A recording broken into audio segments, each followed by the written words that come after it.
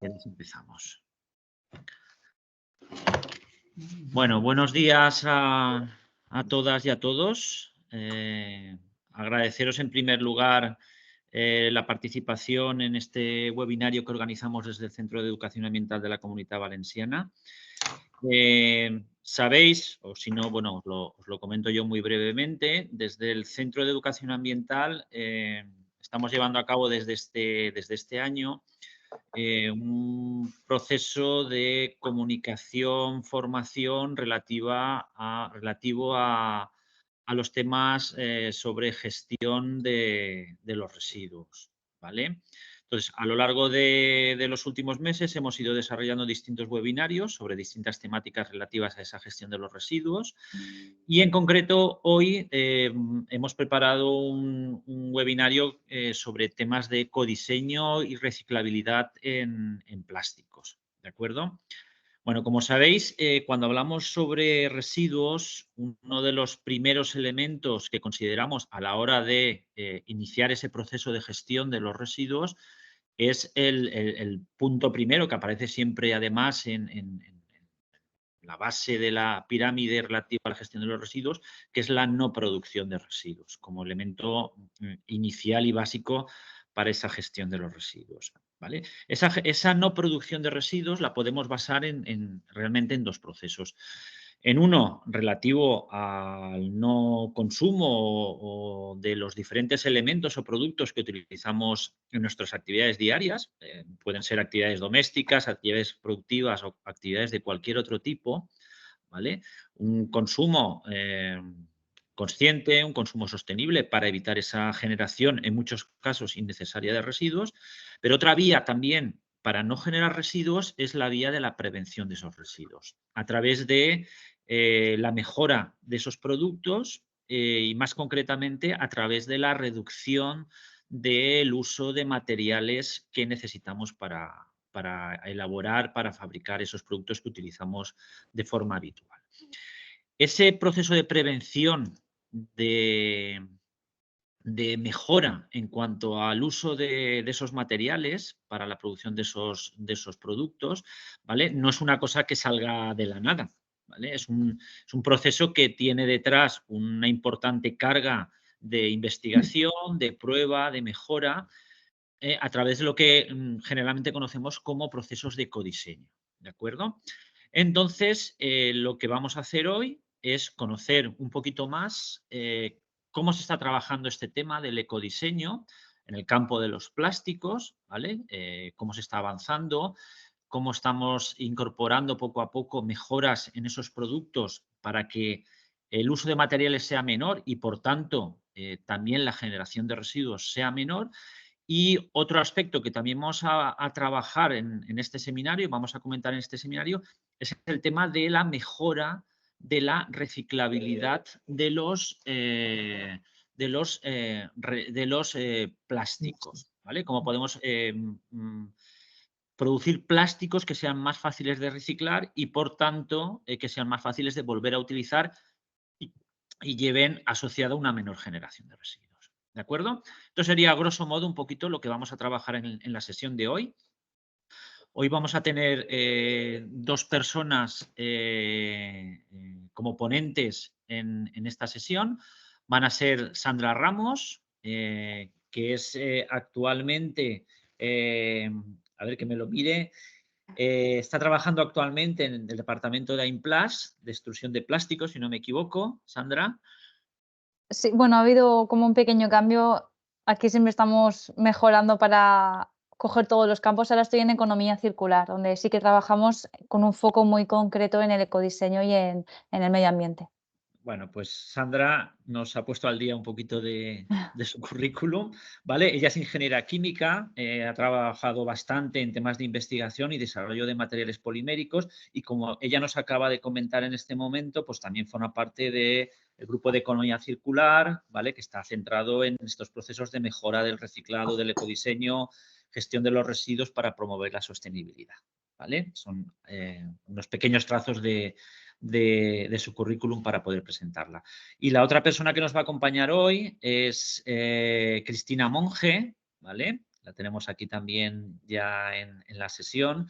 Ella es licenciada en Economía y Administración de Empresas, lleva un montón de años, ¿vale?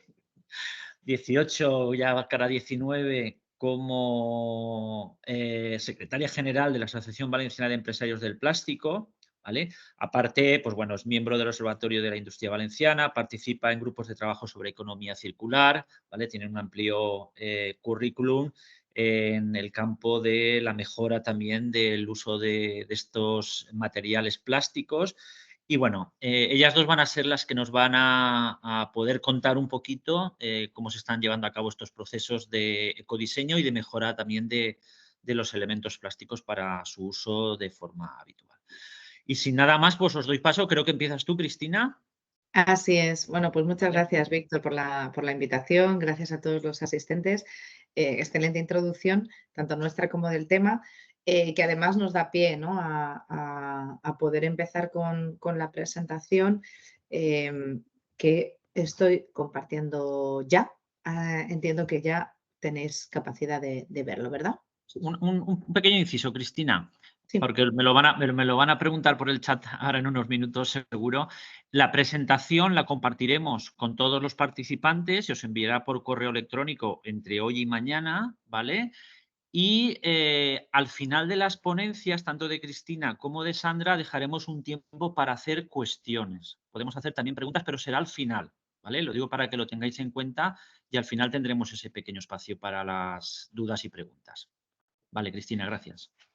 Perfecto, nada, Víctor. Pues efectivamente, la presentación la tendréis a vuestra disposición. Incluso veréis que es una presentación bastante útil porque tiene links a aquellas cuestiones que vayamos comentando, incluso a bibliografía y a documentación complementaria en caso de que el tema también os interese y queráis profundizar en más.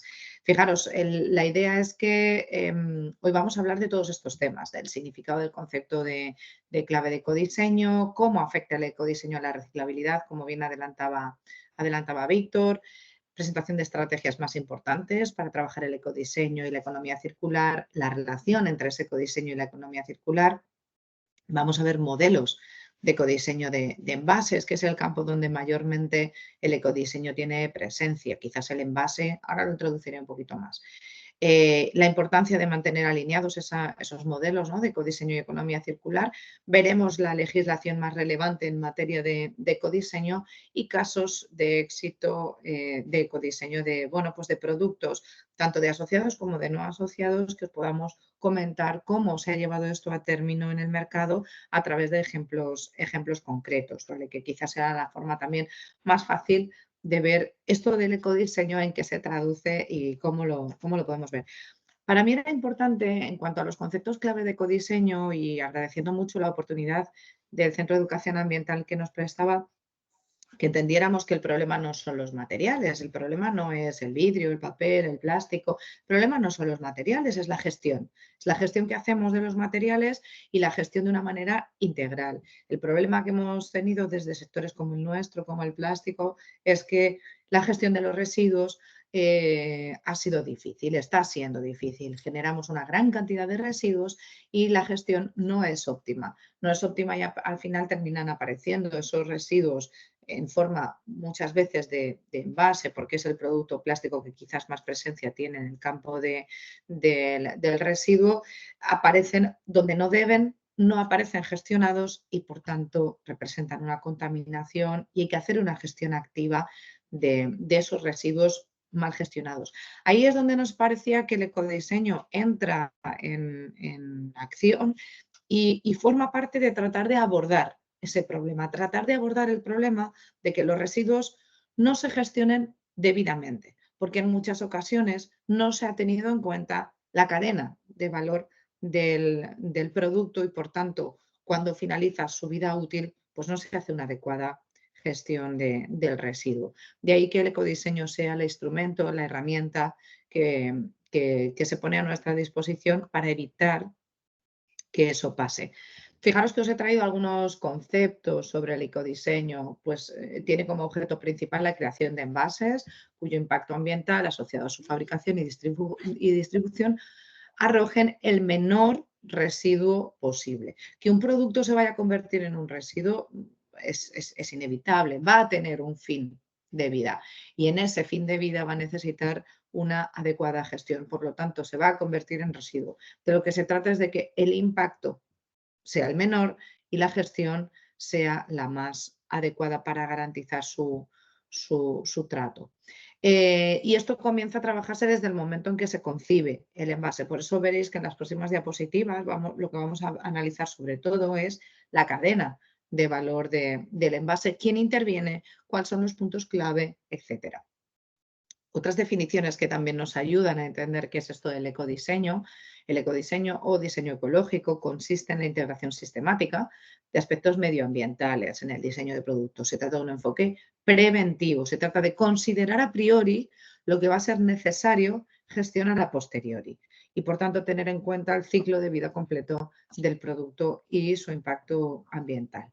También podemos encontrar como definición que el ecodiseño es un concepto de producción que integra sistemáticamente los aspectos medioambientales en el diseño del producto con el fin de mejorar su comportamiento medioambiental a lo largo de la vida útil. Como veis, todo en relación a la misma idea, la importancia que tiene tomar en consideración toda la cadena de valor de la fabricación de un envase para que la gestión de este, cuando termina su vida útil como residuo, sea óptima en términos medioambientales.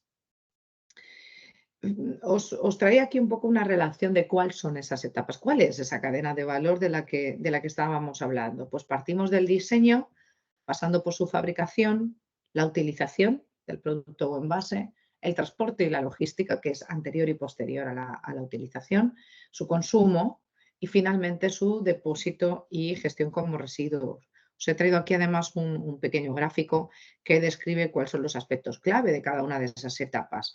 En el lado del diseño, sobre todo, el tema de los materiales, pero no solo los materiales, luego veremos que, por ejemplo, aspectos relacionados con la geometría, con el volumen, con la capacidad. Todos estos aspectos relativos al diseño del producto son relevantes en cuanto a medir su impacto medioambiental y qué posibilidades o qué oportunidades vamos a tener en su gestión como residuo. Desde el punto de vista de la fabricación, pues obviamente también tenemos que tener en cuenta la sostenibilidad en aspectos como quién provee los materiales, qué procesos utilizamos y en esos procesos cómo se es de óptimo en cuanto a la energía que se consume, al agua que se consume, a los recursos al final que intervienen a los insumos que participan en la fabricación del producto. Desde el lado del envasado y el embalaje, pues sabéis que, por ejemplo, hay iniciativas importantes y hay una exigencia social importante en minimizar los elementos de envasado y embalaje que utilizamos para los productos. Ya lo hemos visto, que el sobreenvasado pues está siendo un problema importante a la hora de generar una cantidad de residuos a veces innecesaria. Uno de los grandes propósitos que ha tenido el sector también es conseguir que ese envasado sea óptimo y que se haga a través de envases y embalajes que asimismo también sean gestionados desde un punto de vista integral en cuanto a su gestión como residuo.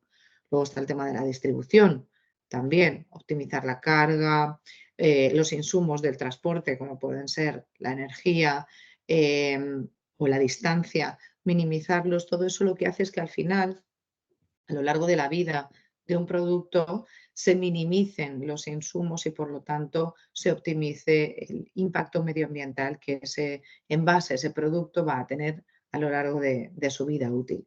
Por supuesto, luego también el punto de venta y consumo, allá donde se comercializa y allá donde se compra ese producto y el envase asociado a ese producto y finalmente donde se deposita. Cuando ese envase, producto ha terminado su vida útil, ha finalizado su utilidad para el usuario o el consumidor, pues se depositan unos contenedores y esto implica una gestión como residuo que, como decíamos, se tiene que considerar desde el principio de esa cadena para asegurarnos que se puede. Vamos a ver luego qué aspectos son claves ahí, ¿vale?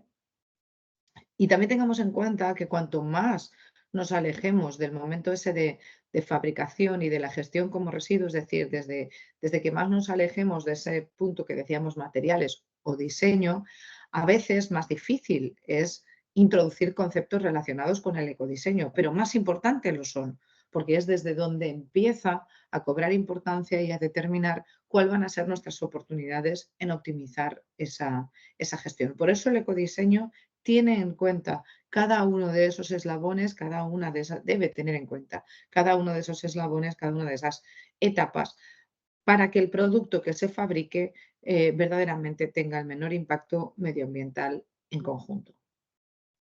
¿Qué agentes intervienen en esa cadena? Pues desde los proveedores de materiales de envase, ya lo hemos visto, qué tipo de materiales se utilizan. Luego veremos ejemplos concretos, por ejemplo, que tienen que ver con botellas o bandejas de PET. El PET es una tipología de plástico, una tipología de polímero, muy utilizado en el sector, por ejemplo, del envase alimentario. Ya os digo, el caso más concreto, pues la botellería suele hacerse mayoritariamente de PET, las botellas de agua, de bebidas. También las bandejas de carne, bandejas en general utilizadas también son fabricadas en PET. Pues luego veremos ejemplos concretos de qué materiales se pueden utilizar para la fabricación de envases y cómo se mide el impacto medioambiental de los mismos. Otros agentes en la cadena, el siguiente paso son los fabricantes de esos envases y también los envasadores, quién utiliza esos envases para distribuir sus productos. Pongamos por caso pues una botella de agua. Una botella de agua, el fabricante del envase será el que sople la botella, ¿no? El proceso de transformación es el soplado de botella y el envasador será aquel que la rellene de agua y la ponga en el mercado después de, como vemos el siguiente agente en la cadena, los distribuidores de ese producto envasado. Llegamos al momento del consumo, donde primero llega a los comercios o a cualquier punto de venta y a continuación es adquirido el producto por un consumidor. Tras el consumo, el producto finaliza su vida útil y a partir de ahí es la gestión del residuo la que entra en valor, y los gestores de residuos, los que recogen esos contenedores y los que, llegando a la planta de tratamiento de residuos, en la planta de tratamiento de residuos se produce un proceso de separado a través de fracciones de envases. En el caso del plástico, fundamentalmente la fracción de film, la fracción de PET, la fracción de polipropileno, en algunos casos, y la fracción resto, que se llama. ¿Vale? También de los contenedores, por ejemplo, de materia mixta, los contenedores normalmente de color gris, también de ahí se hace una extracción de ciertas fracciones de plástico que terminan siendo llevadas a plantas de tratamiento separada, como sabéis, para recuperar también de esos contenedores envases de plástico. Y finalmente, los recicladores de residuos, en este caso los recicladores de materia plástica, que son los que limpian, trituran mecánicamente, sobre todo mecánicamente. Hablaremos de otro tipo de reciclado, pero mecánicamente, y trituran y finalmente extruyen, ¿no? Hacen de nuevo granza reciclada, que es un proceso denominado de extrusión, donde se vuelven a hacer los pellets, las granzas de plástico, que son las que a posteriori serán vendidas de nuevo a un fabricante de envases que a través de un proceso de transformación, inyección, extrusión, soplado, etcétera, volverá a fabricar con esa granza nuevos envases fabricados en material polimérico reciclado. Importante conocer también el proceso de revalorización de residuos de envases. ¿Cuál es la jerarquía de la gestión de los residuos de envases que Europa está impulsando a través de distintas legislaciones que también conoceremos a lo largo de esta presentación? Pues fijaros, de mayor a menor o de mayor grado de preferencia a menor, el primero encontramos la prevención. El objetivo fundamental de Europa es prevenir la gestión de residuos. Con esto lo que quiere es que consumamos lo menos posible, sabiendo que al final el envase no es un elemento superfluo. El envase es un elemento que permite desde alargar la vida útil del producto hasta conservarlo para las condiciones adecuadas de utilización, pasando por ejemplo, garantizar pues, la no migración y el consumo en condiciones de salubridad adecuadas. Por tanto, el envase es necesario, es oportuno, es conveniente y además tiene una funcionalidad importante. Ahora bien, prevenir el uso de envases o de elementos que realmente no aporten o puedan ser sustituidos o minimizados es el primero de los objetivos que Europa se marca a la hora de optimizar la gestión de los residuos de envases. Pasando por la minimización, o sea, evitarlos. A continuación, la reutilización. El objetivo de reutilización está muy ligado a hacer que el envase tenga una vida útil lo más larga posible. Cuanto más podamos reutilizar un producto, un envase, menor va a ser la frecuencia con la que vamos a tener que gestionar sus recursos, sus residuos y, por tanto, menor cantidad de residuos vamos a tener que gestionar. Por lo tanto, el siguiente en esta jerarquía de gestión de residuos es la reutilización. Posteriormente, el reciclaje. Si no hemos podido evitarlo, minimizarlo, hacerlo lo más pequeño posible o no podemos llegar a reutilizarlo alargando su vida útil, entonces garanticemos que el envase, el producto, puede ser efectivamente reciclado. Finalmente, si esto no fuera posible, y veremos en qué casos no es posible, por ejemplo, hay envases que por sus necesidades funcionales requieren de la utilización, por ejemplo, de varios elementos en su fabricación y por tanto su reciclaje se complica cuando su tratamiento no va a permitir hacer de nuevo, por ejemplo, una granza que sea reaprovechable. Ahí entra en valor la siguiente de los eslabones en la cadena de la jerarquía de residuos, que es la valorización energética. Al menos recuperemos de ese envase, de ese producto, la energía que fue consumida cuando se fabricó.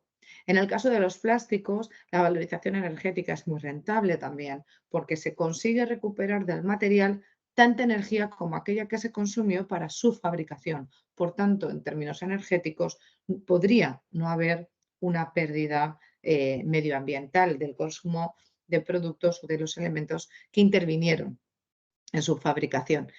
El problema que nos encontramos con la valorización energética es una cuestión más bien de tipo político, porque hoy en día, por ejemplo, en España, que conozcáis, los datos de valorización energética son verdaderamente muy bajas porque no existen plantas de valorización energética. Se considera que a nivel europeo las plantas que existen en Centro Europa ya cubren las necesidades de valorización energéticas globales y, por tanto, no se promueve la valorización energética y cuesta que luego encontremos sitios de gestión donde el residuo pueda terminar valorizándose energéticamente, lo cual representa una pena porque pasamos ya al último y al menos deseado de los eslabones de esta jerarquía de gestión de residuos, que es el vertedero, que es de lo que se trataría de minimizar, evitar. Incluso haya proyectos que hablan de plastic cero en vertederos, porque el objetivo es que la gestión de los residuos sea tan óptima que no termine siendo un residuo no valorizable y que termine en vertederos. ¿Qué aspectos son los que podemos ver habitualmente cuando aplicamos el ecodiseño en envases o en productos?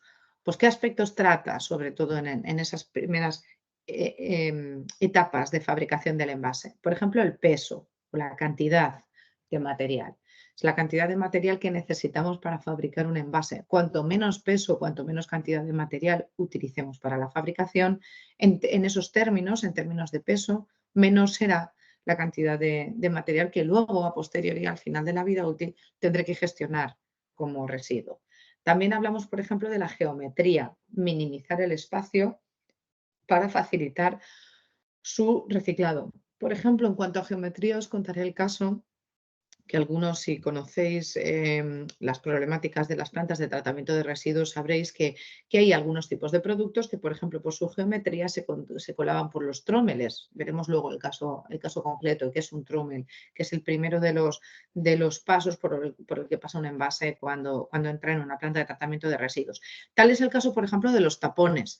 Veréis que ahora os encontréis muchas botellas donde la tapa va unida, es inseparable o de difícil separación del propio cuerpo del envase. ¿Y esto por qué es? Pues esto es porque los tapones se perdían en el proceso de reciclado, porque su geometría, su tamaño, no permitía que su recuperación fuera óptima. De hecho, por eso había esas campañas de recogida de tapones independientes, porque era la forma que se que de una manera un poco inmediata, cuando se detectó el problema, se entendió que éramos capaces de recuperar más esos tapones, si se hacían campañas específicamente de recuperación de tapones. Europa decidió ya el año pasado que pondría la obligación que a partir de 2025 todas las botellas debían llevar unido de manera inseparable el tapón. ¿Por qué? Porque aunque el tapón y la botella están fabricadas de materiales diferentes por suspensión, por densidad, sí que van a ser capaces de separarse en planta de tratamiento de residuos, porque la densidad de uno y del otro cuando se triture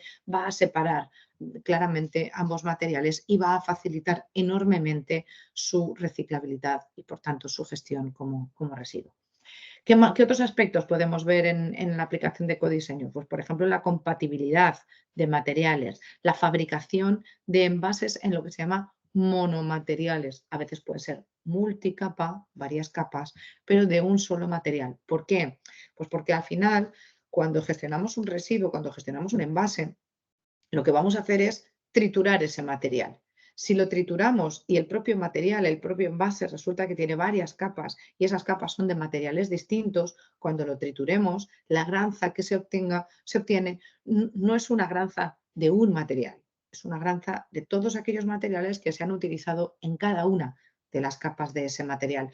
Por tanto, una granza que no es de un material único dificulta el volver a utilizarlo para un nuevo envase. En cuanto a las propiedades que se le va a pedir a esa granza, a ese envase, funcionalmente hablando, y su procesabilidad, porque no vamos a poder estimar de qué material está hecho y por lo tanto no vamos a poder utilizarlo de una manera eficaz a la hora de transformarlo y de volver a fabricar un nuevo envase. Por tanto, una de las grandes tendencias en ecodiseño en el campo de los envases es la fabricación de estos envases en monomateriales, en un solo material que garantice que luego la gestión mecánica del residuo nos vuelve a producir granza de un solo material que facilita su reprocesabilidad.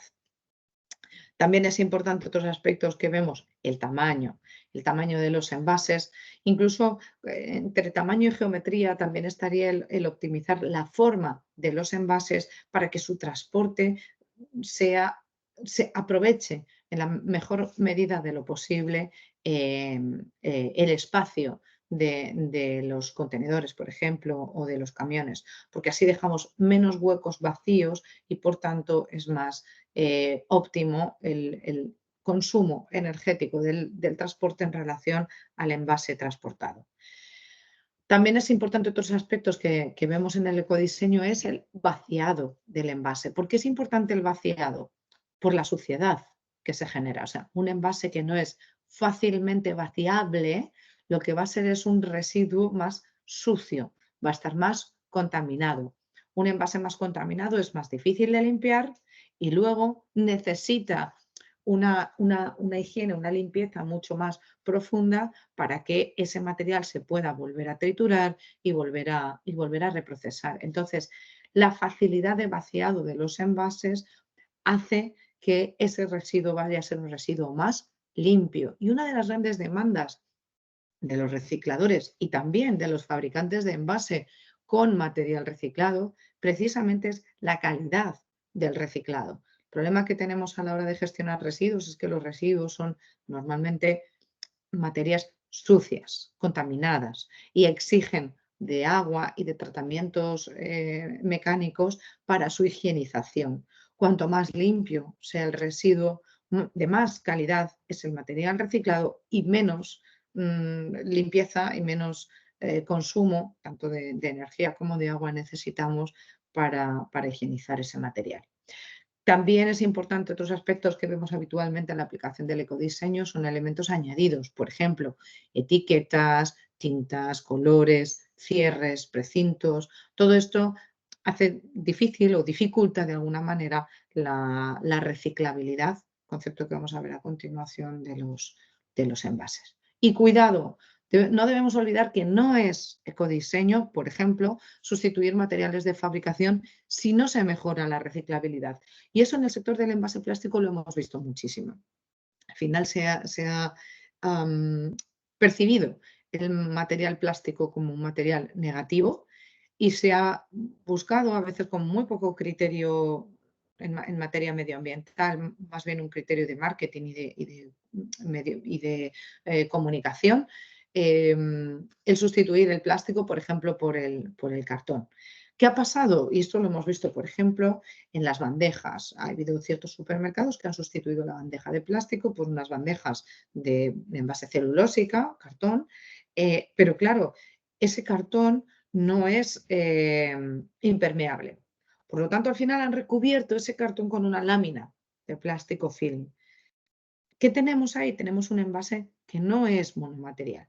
Tenemos un envase de dos materiales de difícil separación que el consumidor no va a separar de manera habitual y por tanto vamos a tener un envase mucho más difícil de reciclar. ¿Por qué se ha hecho esto? Por una sustitución de materiales, por sustituir un material que tiene una concepción social menos favorable, como pueda ser el plástico, hacia una concepción más favorable, como puede ser el cartón, resultando finalmente, como ocurre en muchas ocasiones, en envases mucho menos reciclables y, por supuesto, con un comportamiento medioambiental bastante peor.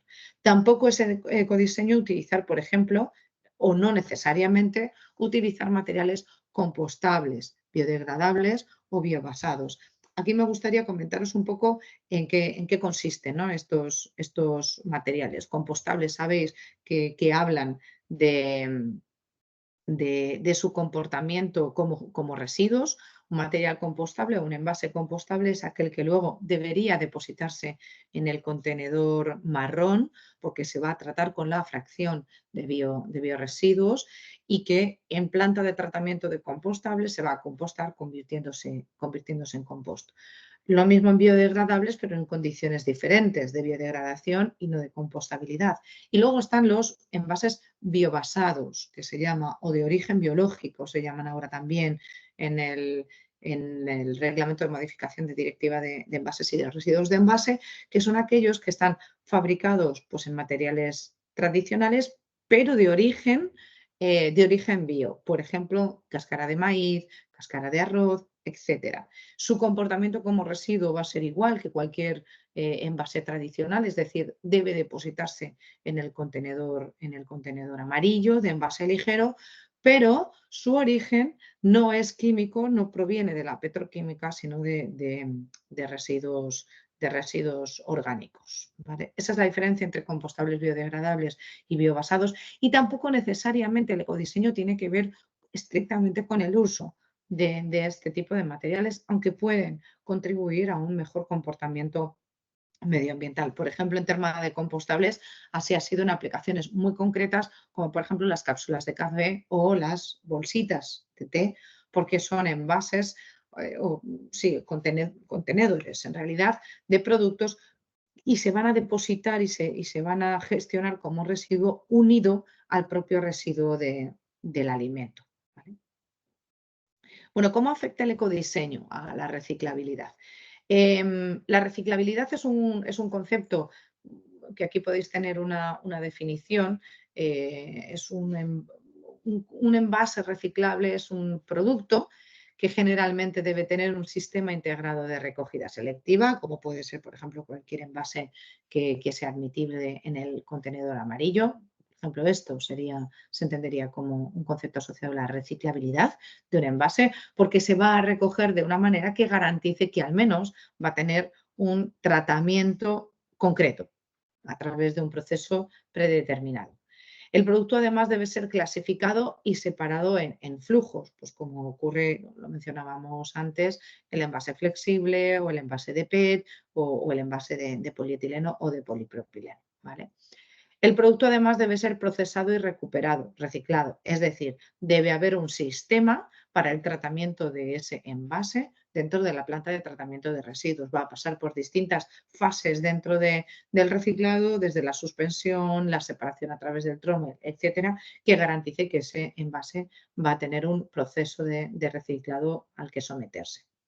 Además, el plástico reciclado resultante podrá ser utilizado de nuevo como materia prima. Por ejemplo, os contaba el caso de los envases multicapa o multimaterial, que van a estar, que se van a depositar en el contenedor amarillo, que se van a separar por flujos, pero que a la hora de recuperarse, si la materia prima no tiene un porcentaje suficiente de cierta cantidad de material, de monomaterial, pues quizás ese material tiene una difícil reutilización, perdón, no reutilización, sino reciclaje y reaprovechamiento en la fabricación de otro envase, ¿vale?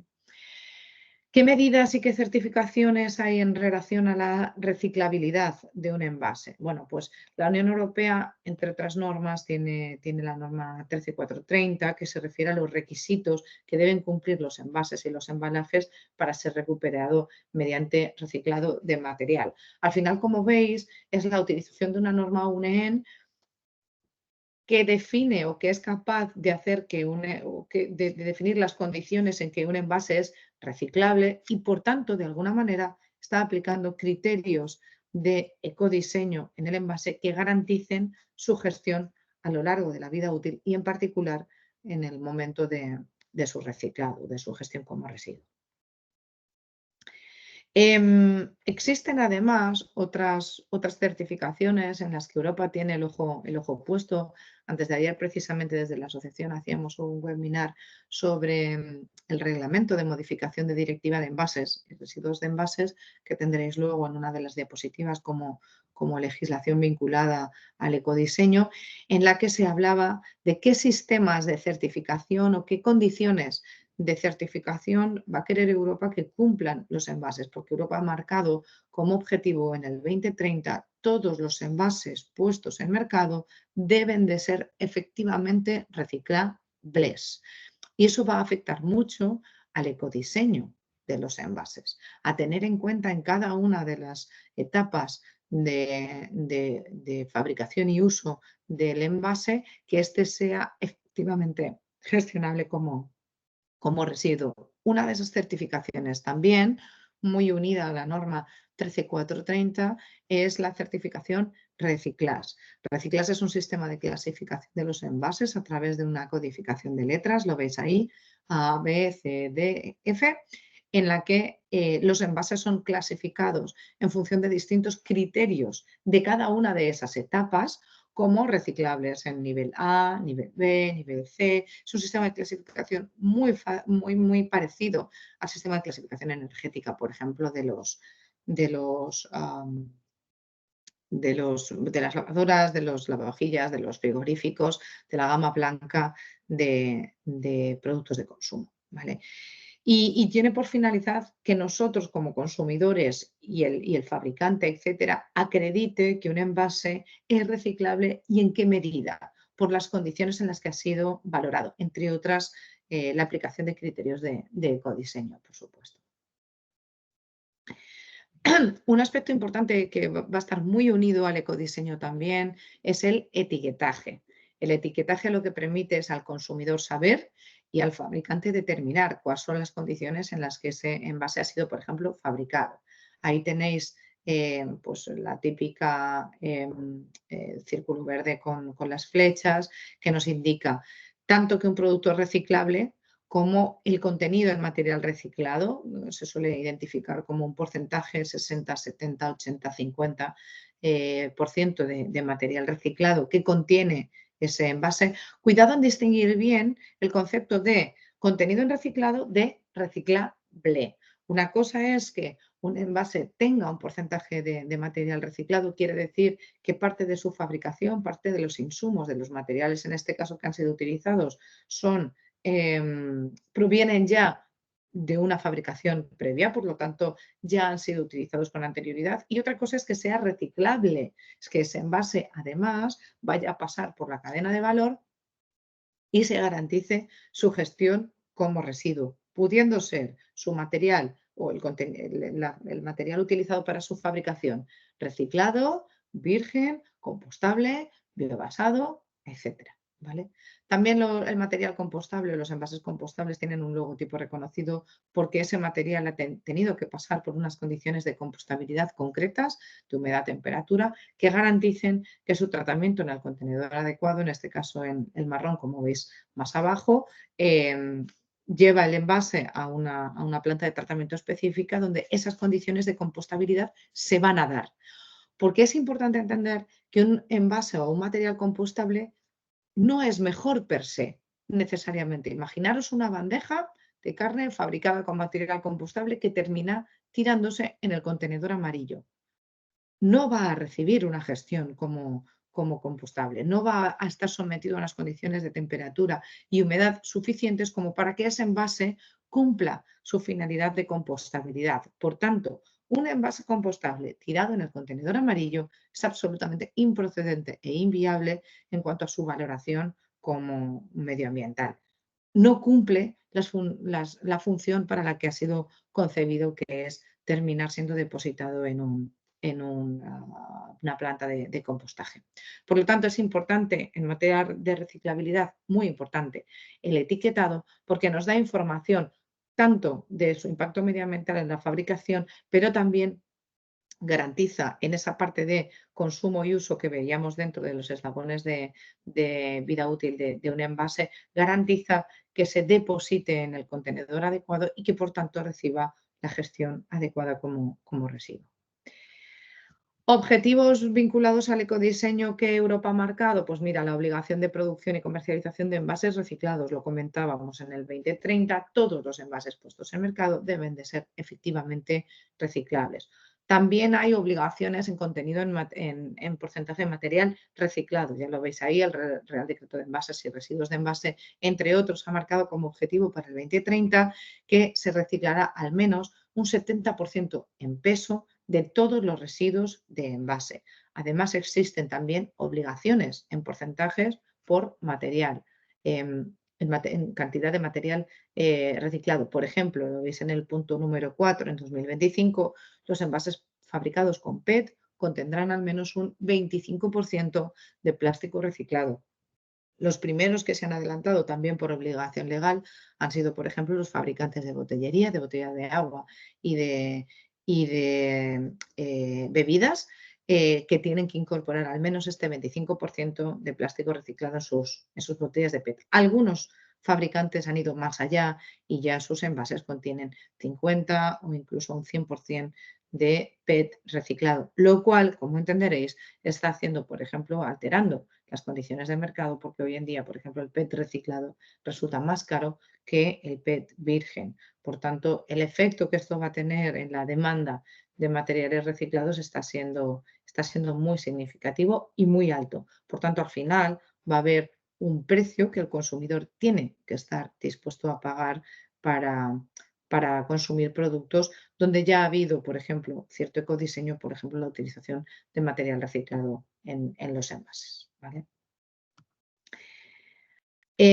Algunos conceptos que también son interesantes como el Safe and Sustainability by Design son conceptos que está introduciendo Europa para garantizar que los fabricantes de envases conciben ya el diseño de nuevos productos teniendo en cuenta la necesidad de que esos envases sean tanto seguros como sostenibles. Y esto es importante porque durante mucho tiempo la sostenibilidad y la seguridad no han ido de la mano. En este tipo de envases que veis aquí en la imagen, por ejemplo, son envases film multicapa, que se llama, son film, son envases flexibles, pero que las necesidades de que fueran seguros, de que fueran impermeables a la humedad, de que fueran limitadores de oxígeno, por ejemplo, o limitadores de la luz, hacían que necesitáramos varias capas de distintos materiales en su fabricación. Estos los convertían en envases multicapa que, como os explicaba anteriormente, dificultan o hacen que su gestión como residuo sea más difícil, más costosa en términos económicos y menos útil en la granza reciclada que se puede recuperar de los mismos, salvo que se hagan procesos bastante costosos económicamente y hoy en día, y no todos los envases pueden someterse a este, como por ejemplo la deslaminación, la separación de las láminas con las que fueron fabricados originalmente. Por tanto, este concepto de SSBD, de Safe and Sustainability by Design, es un concepto que Europa está imponiendo a los envasadores, a los fabricantes de envase, para que tengan en cuenta en la fabricación de los mismos tanto los conceptos relacionados con la seguridad y la calidad como con la sostenibilidad. Y aquí le paso la palabra a mi compañera Sandra. Vale. Vale, voy a compartir yo la pantalla para seguir.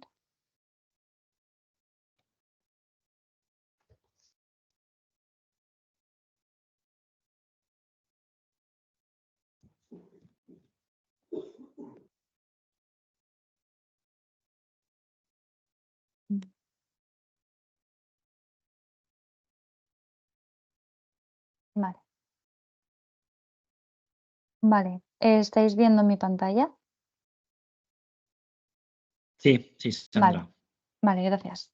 Vale, ahora ya una vez hemos comprendido cómo se trabaja con el ecodiseño, qué significa, qué variables le afectan y cuáles hay que tener en cuenta, como bien decía Cristina, toda la cadena de valor. Ahora vamos a ver, una vez entendemos qué es el ecodiseño, cómo lo podemos trabajar y cómo lo podemos vincular a un día a día en cualquier sector, tanto en el perfil del productor, el perfil de una empresa, el de un cliente o de un propio usuario que quiere entender pues, todo el tema de la fabricación de un envase. ¿Vale? El ecodiseño implica actuar sobre 8 estrategias, ¿vale? Que están bastante definidas y que ya un poco sí que hemos comentado. Al final, el ecodiseño centra todos los eslabones de la cadena de valor, ¿vale? Desde la fabricación de un producto, ¿vale? Entonces, el primer punto es que queremos mejorar cuál es el concepto, ¿vale? Del producto que queremos fabricar o que tenemos.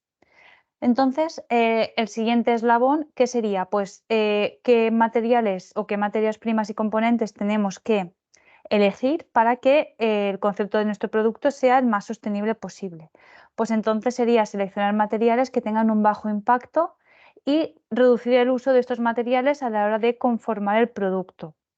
¿Vale? Aquí iría muy enfocado como decía Cristina, la geometría, el espesor de las capas, si utilizamos materiales materiales reciclados, todo ello es mejor que utilizar un material de origen fósil que implica una producción nueva. Luego nos iríamos a la producción. ¿Qué va ligado con ello? Pues la optimización de las técnicas de producción de este producto. Es decir, si tenemos que fabricar un producto y tenemos 3 etapas de fabricación, intentar optimizarlas en una o en 2 para ahorrar energía, ahorrar agua y ahorrar el uso de tantos equipos para producir el producto, ¿vale? Siempre hay que intentar hacer el producto en las menores etapas posibles. Luego iríamos a la distribución y el uso de nuestro producto. Iría primero optimizar el sistema de distribución, intentar, por ejemplo, en los camiones donde repartimos o donde distribuimos nuestro producto, pues que con una óptima geometría podamos introducir más productos en un mismo espacio, ¿vale? Que a lo mejor si nuestra geometría no puede ser, pongo un ejemplo, apilables. Si fueran productos apilables, seguro que en un camión podemos poner más que aquellos que tienen una geometría pues diferente y no se pueden apilar y tienen que ir pues a lo mejor todos sobre el suelo, ¿vale? Entonces, eso es muy importante. Reducción del impacto durante su uso, es decir, que cuando el cliente ya tiene el producto, reducir el impacto que tiene este. Con ello, ¿qué podemos hacer? Pues reutilizar, o sea, reutilizar el componente o el producto entero y también pues reciclarlo siempre que se pueda, ¿vale? Y con ello estamos incrementando la vida útil del producto. Y por último, el fin de vida sería optimizar el producto, como bien decía, sino reutilizarlo, reciclarlo o poder darle otro uso que no sea tirarlo, ¿vale? Saber muy bien dónde tenemos que depositarlo para que tenga opción de tener otra vida.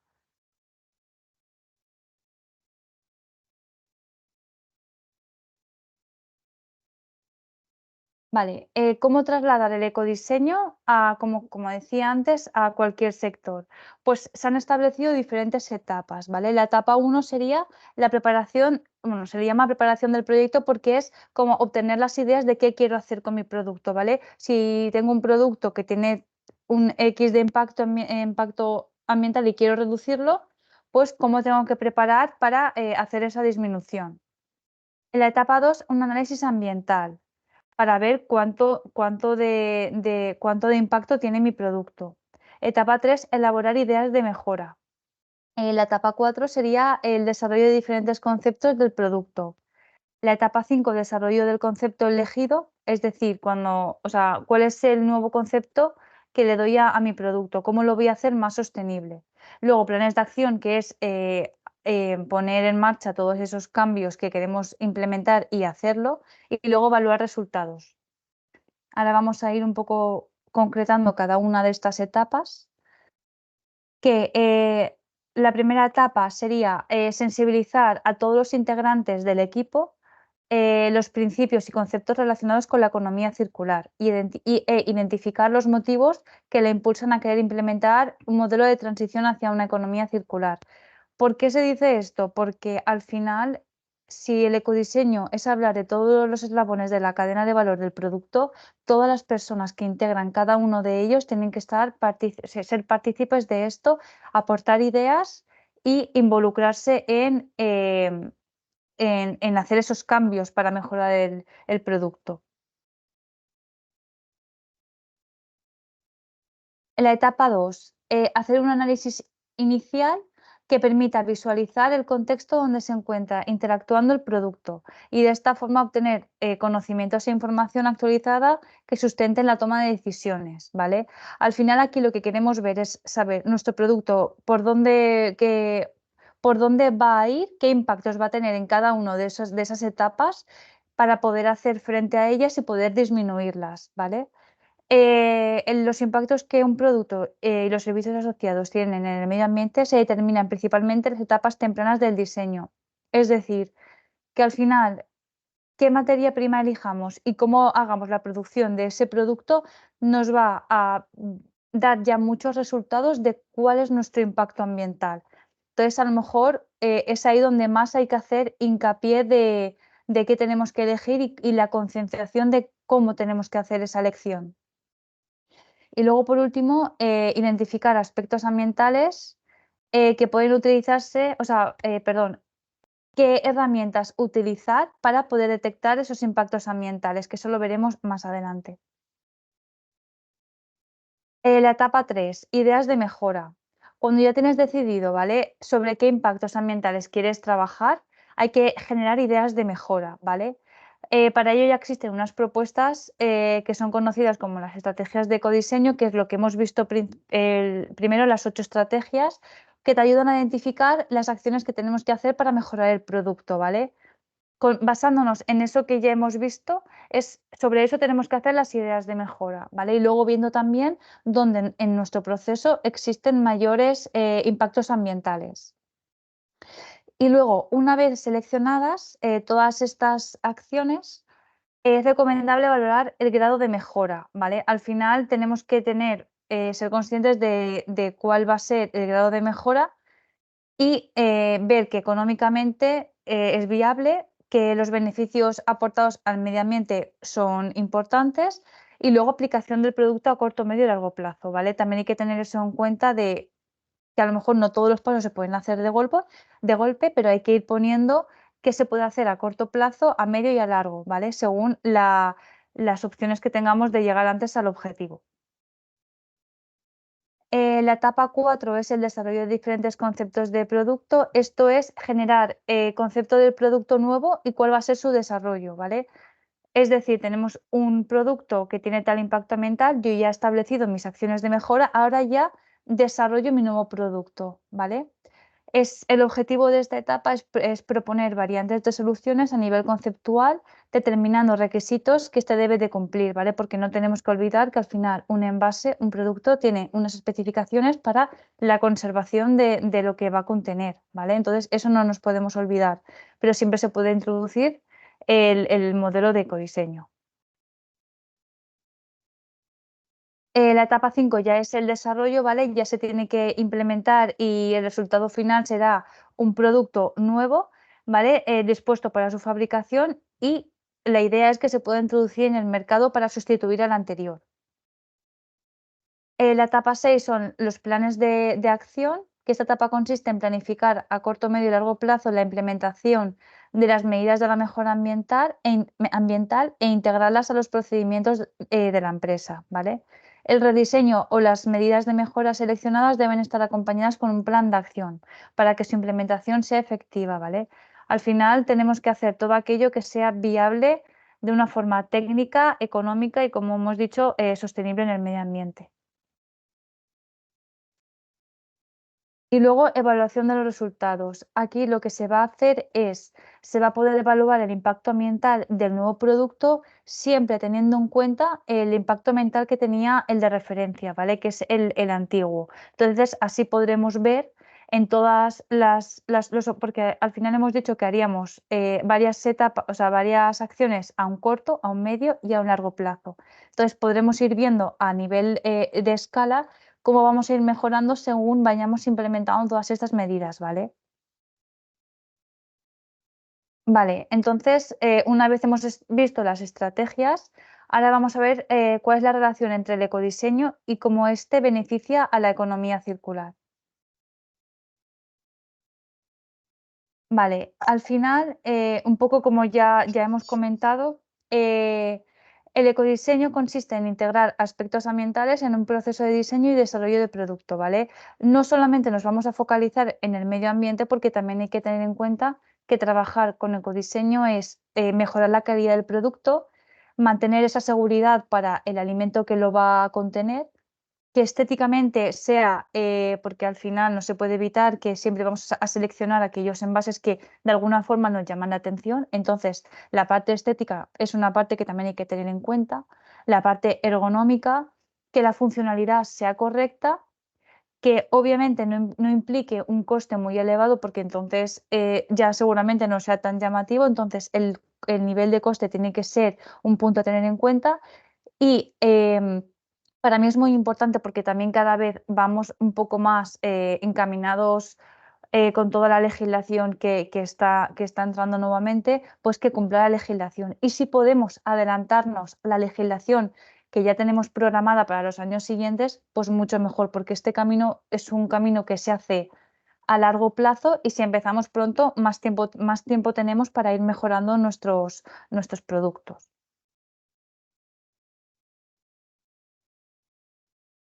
Vale, como hemos dicho, el objetivo del ecodiseño es reducir los impactos ambientales durante todo el ciclo de vida. Sí que hemos visto que al final la selección de las materias primas y la producción van a ser, como son los primeros eslabones de la cadena, puede que sean los más importantes en que luego ellos o la decisión en estas dos etapas van a ir muy, van a ser muy o van a provenir mucho cómo van a ser las siguientes, ¿vale? Entonces es importante ahí hacer una toma de decisiones lo más acertada y correcta posible, siempre desde el punto sostenible. Vale, entonces, ¿el ecodiseño cómo va vinculado a la economía circular?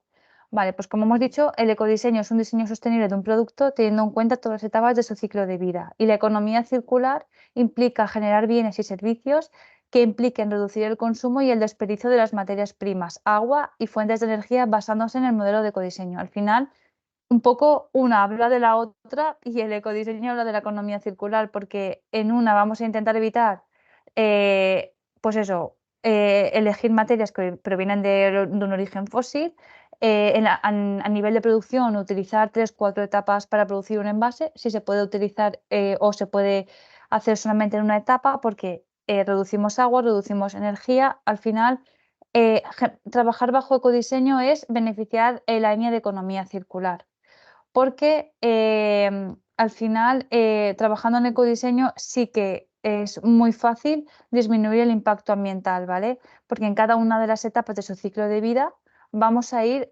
utilizando, por ejemplo, materiales, procesos, reduciéndolos en menos etapas y en materiales más sostenibles, ¿vale? El objetivo es facilitar la reutilización o el reciclaje una vez ha finalizado la vida útil del producto, ¿vale?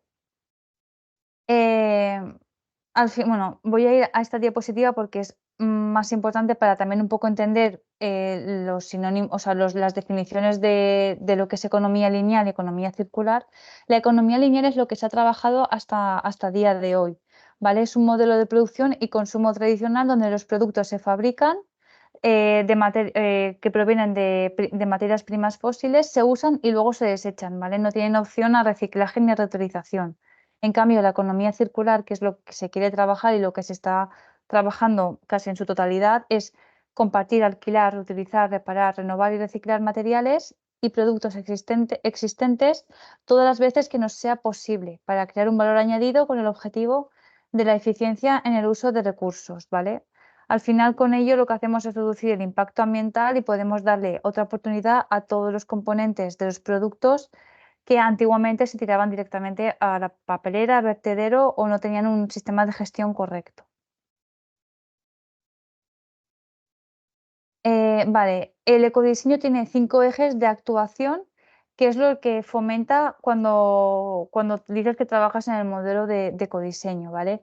Es diseñar para prolongar la vida útil del producto, diseñar para el mantenimiento y la reparabilidad, diseñar para la reutilización, para recuperar piezas del producto o el producto completo, ¿vale? Muchas veces no se puede recuperar todo un envase, pero sí que a lo mejor alguna pieza se puede reutilizar, mientras que la otra sí que la tienes que tirar, pero siempre intentar recuperar aquellas que aún se le puede dar un valor, ¿vale? Y estos 5 ejes despliegan muchas más estrategias como las que hemos visto antes de actuación. El ecodiseño también se centra en hacer una valorización de los residuos, ¿vale? ¿Qué es valorizar? Es aprovechar el residuo o los recursos contenidos en los mismos mediante la recuperación, regeneración, reutilización y el reciclado, sin poner en peligro, obviamente, la salud humana y sin utilizar métodos que puedan causar un perjuicio al medio ambiente. Al final, dar valor a un residuo se nos puede devolver en forma de materia o de energía, ¿vale? Mediante buenas técnicas de gestión, buenas técnicas de reciclaje, buenas técnicas de reciclabilidad y sobre todo el poder reciclar parte, o sea, reutilizar parte del producto o el producto entero. Vale, antes hablábamos de cómo podemos analizar el impacto ambiental que tienen nuestros productos, los nuevos, ¿vale? Los que vamos a generar con las estrategias que hemos visto o los que ya existen, ¿vale? Entonces, dentro del ecodiseño también se trata de identificar impactos ambientales de un producto o servicio basándose en el proceso de mejora continua. Las estrategias que existen para medir estos impactos son herramientas cualitativas y cuantitativas que nos permiten analizar el perfil ambiental del producto y establecer consideraciones ambientales. Entre las diferentes metodologías, a día de hoy existen 2 que nos permiten obtener mucho conocimiento de cuánto impacto ambiental tiene nuestro producto. El análisis de ciclo de vida es una herramienta que nos permite saber en cada una de las etapas de la fabricación del producto, en cada una de estas etapas, cuánto impacto ambiental supone, ¿vale? Por ejemplo, elegir un material frente a otro también nos dice cuánto es en un valor numérico, ¿vale? Cuánto impacto tiene. Por ejemplo, utilizar un material de origen fósil a un material de origen renovable. Pues, o reciclable o bio, pues todo eso basándose en números nos dicen cuánto impacto tiene. Pues esta información la podemos obtener de todas las etapas de la cadena de valor de la fabricación de un producto, ¿vale? Y luego sí que tenemos la huella de carbono que nos permite obtener información, pero a nivel más concreto en procesos más concretos. ¿Vale? Sí que es verdad que para tener una imagen general, o por ejemplo, nosotros desde Implas trabajamos mucho con el análisis de ciclo de vida porque la información es mucho más completa y nos permite obtener mucha más información para poder actuar sobre ella. También acordaros que esto era la segunda acción de una de las estrategias y partiendo de esta base nos daba la información de dónde tenemos que hacer más foco para hacer las acciones de corrección en la producción o la fabricación de un producto. Así que son herramientas muy importantes, muy útiles y que dan mucha información.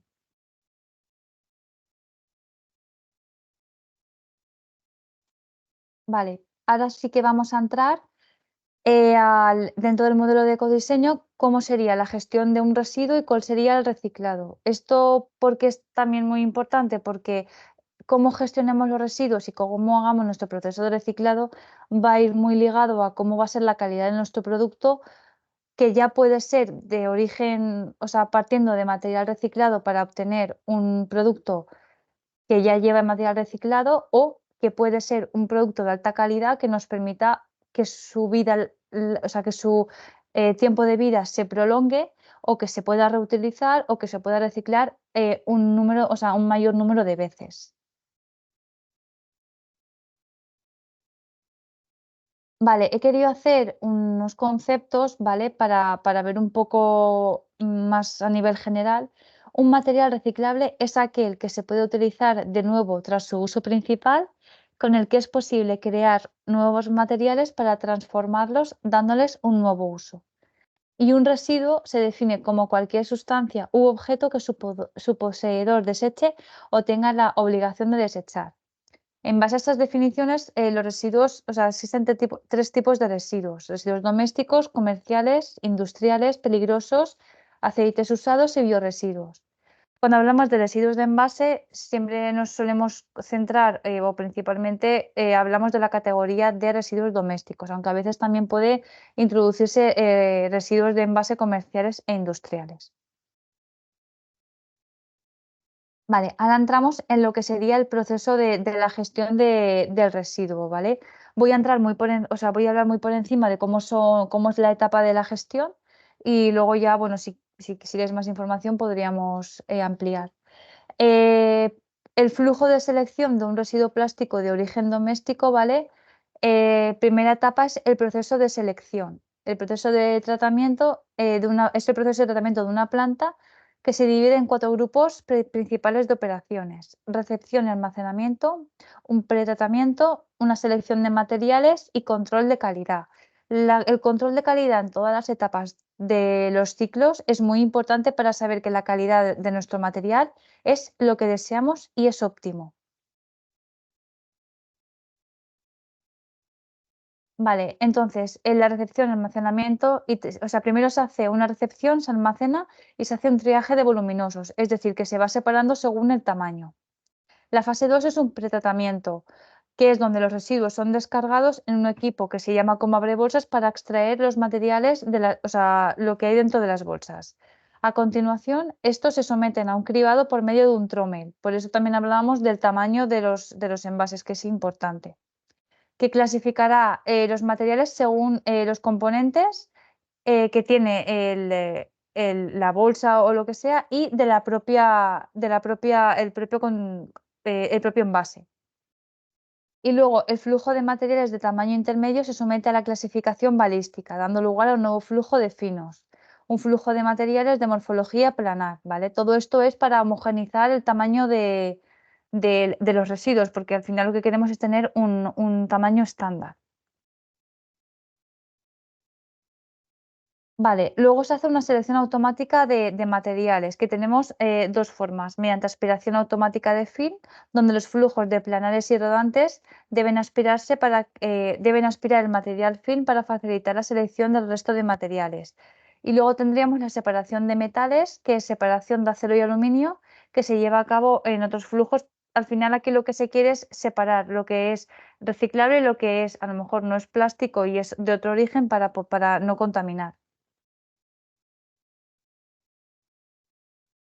Vale, luego entraría la separación óptima. Al final, esta etapa lo que hace es, cuando tenemos un flujo de materiales que no han sido seleccionados por aspiración neumática, es decir, los que no se han llevado, aquellos que no son plásticos, se pasa por un separador magnético que mediante infrarrojos, ¿vale? O por colorimetría, según tú lo programes al equipo, te puede ir separando según lo que tú le pidas, ¿vale?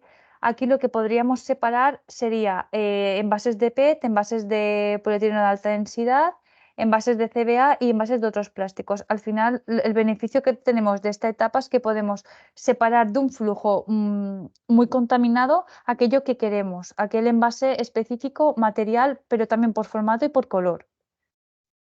Hay que decir que este separador óptico no detecta el negro. Entonces ahí tendremos una limitación, que todo aquel material o flujo o material deseado que queramos que sea de color negro no lo va a detectar, ¿vale?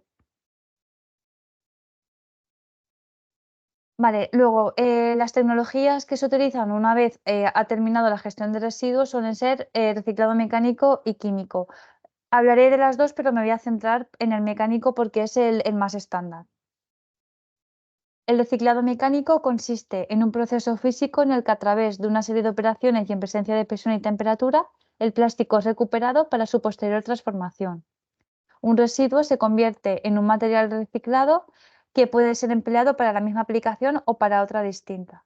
Es decir, al final es verdad que un material se puede decir que tiene memoria, y si un material antiguo en su primer uso fue con una funcionalidad, seguramente pueda tenerla tras su reciclado. Pero es verdad que también se ha perdido muchas propiedades, o si ha cambiado el color, si estéticamente ya no es para la misma aplicación. Tiene infinidad de aplicaciones, por lo que darle una segunda vida es muy fácil para, si no es la misma, otra aplicación. ¿Qué ventajas obtenemos del reciclado mecánico? Pues que es obtención de productos de plástico del mismo sector u otro y cumpliendo con la misma legislación, porque al final, si antiguamente ese envase, ese producto, ese material cumplía con una legislación, lo seguirá cumpliendo. Por eso también es muy importante que todas las medidas de calidad, los ensayos que se hagan, sean en cada una de las etapas, para seguir verificando que el material que vayamos obteniendo es el deseado.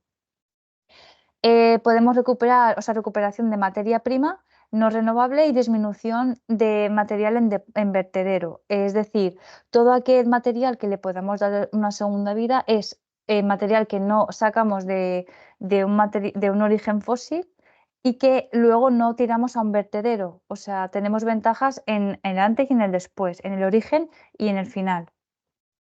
¿Qué dificultades sí que podemos encontrar y somos conscientes? Pues que a lo mejor cuando obtenemos la granza tras la gestión, pues hay limpieza, o sea, que hay suciedad, es decir, que no está limpio al 100%, pero bueno, a día de hoy lo vais a ver también durante todo el ciclo del reciclado mecánico, en muchas etapas, para que eso se pueda mejorar y al final sí que acabemos teniendo un producto limpio. Que pueden haber mezclas con distintos plásticos. Si, por ejemplo, en el separador óptico no se ha podido separar todos los materiales del mismo, del mismo polímero, pues podremos tener mezclas de otros plásticos, pero eso no tiene por qué suponer ningún prejuicio para la nueva funcionalidad del nuevo envase. Que los plásticos estén algo degradados y la presencia de sustancias peligrosas. Es verdad que esos dos últimos no suele pasar, porque los plásticos tienen hasta varios ciclos de reprocesado, las propiedades no las pierden y son polímeros que se podría recuperar la cadena molecular y que no se degraden. Aquí tenemos un proceso general de lo que sería un reciclado mecánico. Partiríamos de un residuo de plástico, luego iríamos a un triaje de descontaminación mecánico, a un triturado, un lavado, un secado, una fundición por extrusión, luego se empaquetaría y luego ya se vendería al cliente final. Sandra, Dime. perdona, nos quedarían Ya, 10, 15 minutillos, ¿vale? Vale. Vale, pues intento ir un poco rápida. A ver, la trituración se puede hacer con molinos desgarradores o con molinos trituradores. Al final el objetivo es reducir el tamaño, porque es verdad que para extruir el tamaño que utilizamos es de 2, 3 a 5 milímetros. Entonces la etapa de trituración es para disminuir el tamaño del pellet. Del pellet, porque al final del sistema de gestión lo que vamos a obtener es un pellet o una escama. Luego se va a lavar mediante diferentes agentes de limpieza, sosa o detergentes. También se puede introducir temperatura para obtener un lavado que implique obtener un material en una calidad óptima. Luego se va a separar por densidad. Aquí lo que se hace es, cuando he comentado antes que podía haber materiales con diferentes polímeros, aquí lo que se va a hacer es, mediante la separación por densidad, los materiales con una densidad igual, o sea, menor o igual o mayor a 1, unos flotarían, unos se quedan en la base. Entonces lo que haríamos es poder separar según materiales. Luego se secaría, porque es verdad que es muy importante que para extruir el material esté seco y no tenga ningún grado de humedad. También se puede secar o introducir en deshumidificadores para eliminar la humedad. Y luego ya llegaríamos a la etapa de extrusión, donde pasamos de una escama pellet a una granza ya reciclada.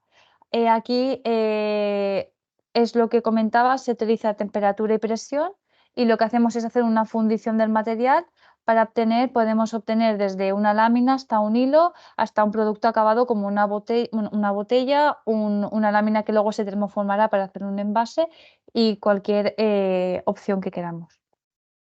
La filtración en extrusión se utiliza para eliminar infundidos e impurezas. Es una malla que se pone antes de la salida del material, donde la granza de gran tamaño o las impurezas se quedan retenidas. Y aquí es lo que decía, que el producto acabado suele ser una escama o un pellet. Aquí tenemos dos ejemplos de lo que podemos obtener. Y el reciclado químico, solo voy a decir que al final la diferencia con el mecánico es que es una ruptura de la propia cadena polimérica, y lo que obtenemos en vez de ganancia son los monómeros de partida, ¿vale? O sea, el monómero principal antes de formarse el polímero. Vale, con esto ya acabo, que es ¿por qué aplicar el ecodiseño? Es porque como motivante externo nos permite cumplir con la legislación actual y futura, nos da una respuesta al mercado y a la demanda del cliente, porque es verdad que el cliente cada vez exige más pues que el producto contenga material reciclado, que sea reciclable, que se pueda reutilizar. Entonces estamos dando también una satisfacción al cliente, mejora de la imagen de la empresa por el nivel de actualización que tenemos y del objetivo. Hacemos una ventaja competitiva frente a otros sectores, aumentamos la calidad del producto, mejoramos el proceso productivo y obtenemos reducción de costes e incrementamos el poder de innovación. En resumen, al final, el beneficio del ecodiseño nos repercute en la calidad tanto de la empresa como nuestra, en los costes, en la innovación que ponemos en el mercado, que cumplimos con la legislación, el marketing que damos y que nos abrimos a nuevos mercados. Bueno, y aquí hay una serie de puntos de beneficios que aportamos al ecodiseño, que al final es lo que ya he comentado, que como vamos justos de tiempo lo dejaré y como luego recibiréis la presentación lo podéis ver. Y por mi parte ya está. Voy a dejar de compartir. Ya está, Cristina. Fenomenal, pues mira, te engancho yo. Nada, 5 minutitos para contaros un poco la legislación actual que está vinculada con el concepto de ecodiseño, que es, estáis viendo, ¿verdad? No, Dejo de compartir. no. Perdón, Se creo que me veía, salí. pero se ha Sí, perdido. creo que le he dado sin darme cuenta. Mejor ahora, ¿verdad? Ahora se ve. Sí. Vale, pues mira, a nivel nacional tenemos la Ley 7/22 y el Real Decreto de Envases y Residuos de Envases, y a nivel europeo, sobre todo, me parecía importante destacar lo que se llama el PDP, el Pasaporte Digital de Producto, que es una legislación que ha entrado en vigor con la Directiva de Ecodiseño y que se va a trasladar a través de dos propuestas de revisiones de reglamento y de revisiones de directivas, la del Reglamento Europeo de Productos de Construcción o el 2023 y la Directiva de Envases y Residuos de Envase. Bueno, sabed que Europa lo que está planteando es que todos los productos tengan un pasaporte digital, al final tengan un código QR, a través del cual las personas, los consumidores, podamos tener información sobre cómo ha sido fabricado ese producto e información de utilidad a la hora de saber cómo gestionar el envase como residuo. Entonces, esto todavía no es algo que esté ya implantado, pero lo estará. Calculamos que a lo largo de 2025, y que implicará que el propio producto ya disponga de información útil para que el consumidor pueda evaluar o valorar la reciclabilidad y el impacto medioambiental del producto desde sus estadios anteriores, sobre esas fases anteriores que comentábamos, y qué hacer con él para garantizar que en el momento del consumo no se rompe ese ciclo, ese círculo de fabricación del producto en el que el ecodiseño es importante para garantizar su gestión como residuo. Y termino un poco con algunos casos de éxito para que conozcáis qué está haciendo el sector, qué tipo de envases nos estamos encontrando en el mercado y qué están haciendo las empresas por facilitar que esos conceptos de ecodiseño estén aplicados a los productos. Por ejemplo, La utilización de monomateriales, ya lo adelantábamos, también lo mencionó mi compañera Sandra, la importancia que tiene que utilicemos y que fabriquemos envases que pese a exigirles ciertas funcionalidades, lo hagamos en materiales que sean un único material y que luego el triturado, el residuo, esa granza para volverlo a reprocesar sea de la máxima calidad y sea fácilmente reprocesable. Mirad, esta es una tecnología puesta en el mercado por una empresa valenciana, Acción Packaging Solution, que a través de un proceso tecnológico de fluoración por plasma, de tratamiento de superficie, consigue no necesitar utilizar varias capas de distintos materiales en un envase barrera que se llama, en un envase que al final va a contener productos, por ejemplo, fitosanitarios, fertilizantes, etcétera, productos que son exigentes en cuanto a la funcionalidad que el envase tiene que tener para garantizar pues, que no hay liberación, que no hay contaminación, que la dispensación del producto se hace en condiciones de seguridad, etcétera. Esta tecnología de tratamiento de superficie hace que el envase se pueda fabricar en HDPE sin necesidad de otras capas, ¿vale? ¿Qué más? Uno de los grandes sectores que ha tenido retos en cuanto a monomateriales es el envase flexible. Ya lo habíamos puesto en ejemplos anteriores. Estos envases, por ejemplo, de frutos secos, de patatas, de envases que el contenido, el producto, va a necesitar estar en condiciones de aislamiento suficientes. Y eso exigía que tuviésemos varias capas, entre otras, por ejemplo, la de aluminio interior. Bueno, pues ya empezamos a encontrar en el mercado soluciones que se llaman mono o full PE o mono o full PP o soluciones en orientados o bioorientados, BOPP o PPO, que son envases que el tratamiento del material hace que un solo material cumpla con las funcionalidades necesarias del envase para ese tipo de productos.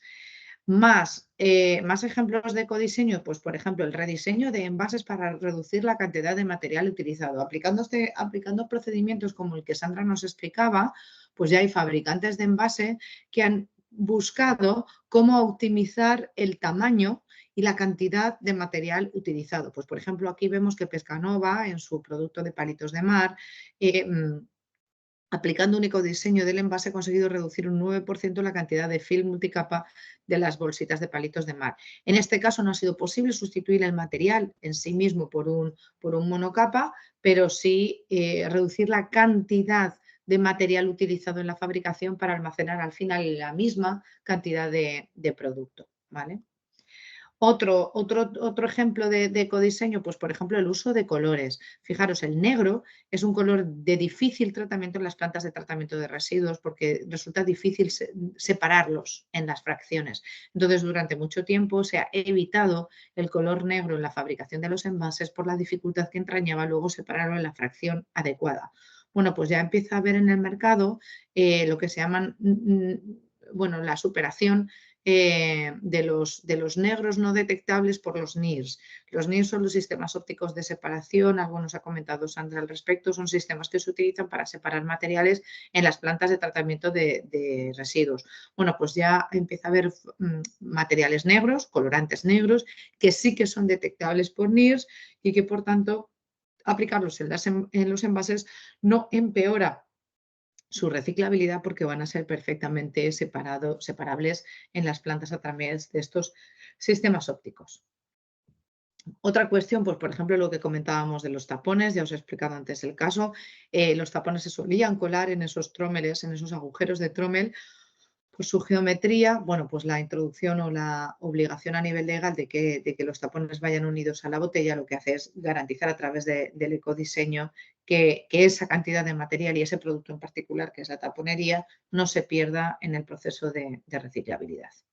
Y bueno, más allá de esto, nos hemos más o menos ceñido de tiempo, perdonar el exceso. Os he traído aquí algunas guías sobre ecodiseño que son de acceso público como parte de la bibliografía. Si os ponéis en la presentación que se os suministrará sobre el link, sobre la línea, tendréis un link que podéis acceder directamente a estas guías. Y por nuestra parte, sin más, agradeceros. Muy bien, pues lo primero de todos es agradecerle a Cristina y a Sandra su sus charlas, ¿vale? Que me han parecido muy interesantes, la verdad. En segundo lugar, recordarle a todos los participantes que en junio, a finales de junio, tendremos otro webinario específico sobre el tema de reciclaje de plásticos. Estará Cristina con nosotros de nuevo, ¿vale? Que completará un poquito o bastante lo que hemos podido ver hoy. Y damos ahora paso a un espacio de tiempo para que podáis hacer algunas cuestiones que os puedan interesar a través del chat. Si queréis dejar alguna cuestión, la podéis poner a través del chat y yo la iré transmitiendo tanto a Cristina como a Sandra. Ya hay alguna pregunta, las voy a ir comentando. Por ejemplo, aquí Pedro dice, esto en principio es para Sandra, pero bueno, creo que Cristina o Sandra podéis contestar. ¿Cuál es la reciclabilidad real de un envase Tetra Brick? Tetra Brick recordamos que es un envase que tiene varias capas distintas de aluminio, de plástico, de cartón o material celulósico, ¿vale? Aunque hay Tetra Brick que la capa de aluminio la han conseguido eliminar. ¿Vale? Pregunta, ¿cuál es la reciclabilidad de un envase Tetra Brick, de una bolsa de ensalada? Entiendo que será de polietileno de baja densidad, y de un yogur, que creo que recordar que es poliestireno, si no recuerdo mal. Pasa que lleva una capa también de papel a veces adherida por fuera. ¿Es posible que estos envases se acaben reciclando los mismos productos originales? Pregunta. Vale. Vale, estás leyendo. A ver, como ha comentado Cristina, la reciclabilidad, tanto bajo norma como bajo el organismo PREI, que es el que ha establecido los criterios para definir esa reciclabilidad, lo que hace es, o sea, yo no, o sea, tengo que hacer el estudio del material, ¿vale? Sí que es verdad que un Tetra Brick no es el envase más sostenible, o sea, más reciclable, porque ya lleva un multicapa con un laminado. Entonces, hay unos criterios que nos van diciendo cómo de reciclable es o qué lleva que lo hace menos reciclable, ¿vale?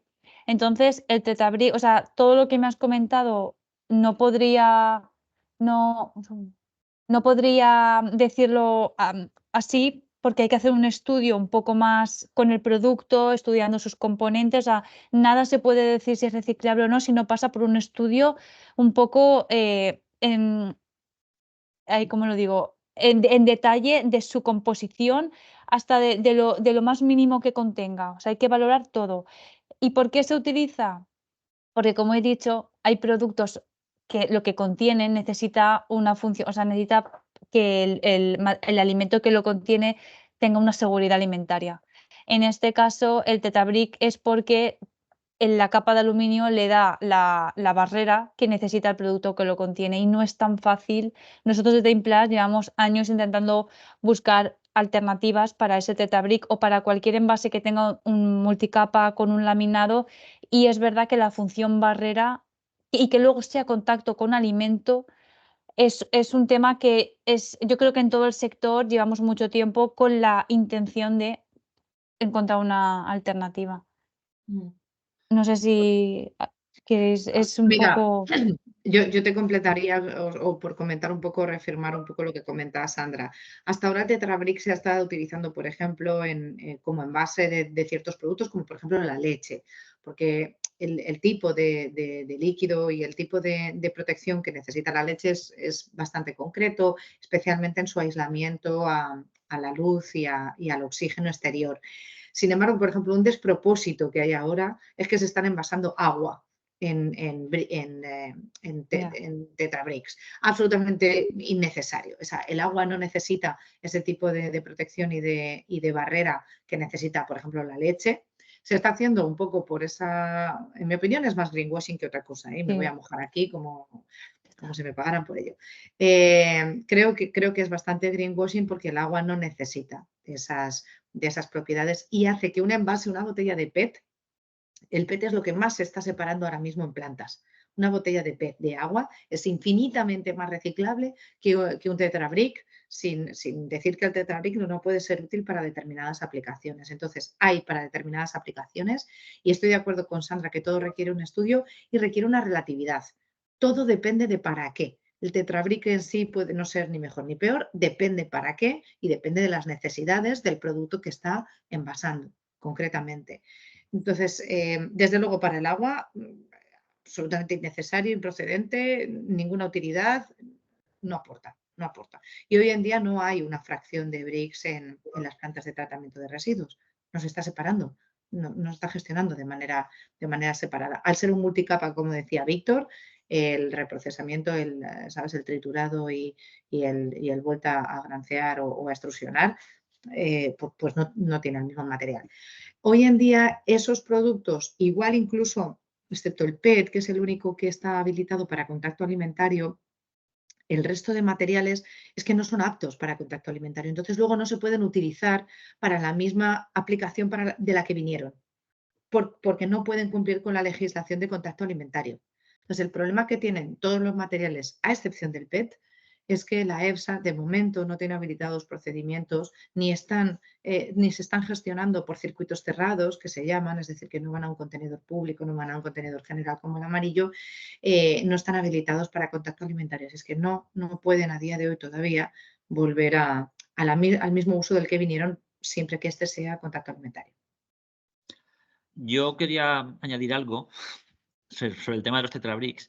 Aquí muy cerca del Centro de Educación Ambiental, que estamos en Sagunto, no recuerdo el municipio, pero muy cerquita de aquí, hace unos años había una planta que se dedicaba al tema del reciclaje de tetrabricks. Y yo me acuerdo que la estuvimos visitando en su día, esto ya habló hace unos años atrás, ¿vale? Y el proceso era bastante complicado, en el sentido de que tenía muchos pasos, era costoso y el principal subproducto que obtenían era sobre todo el material celulósico, que luego se reutilizaba para fabricar papel craft, que es este papel marrón que se utiliza mucho para embalaje y tal.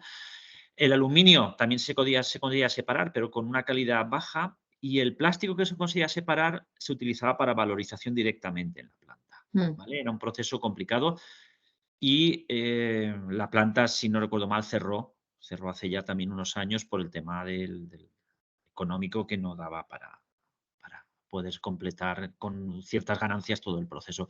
Pero técnicamente sí que es factible poder separar las diferentes capas, darles usos, pero bueno, es una cosa complicada, ¿vale?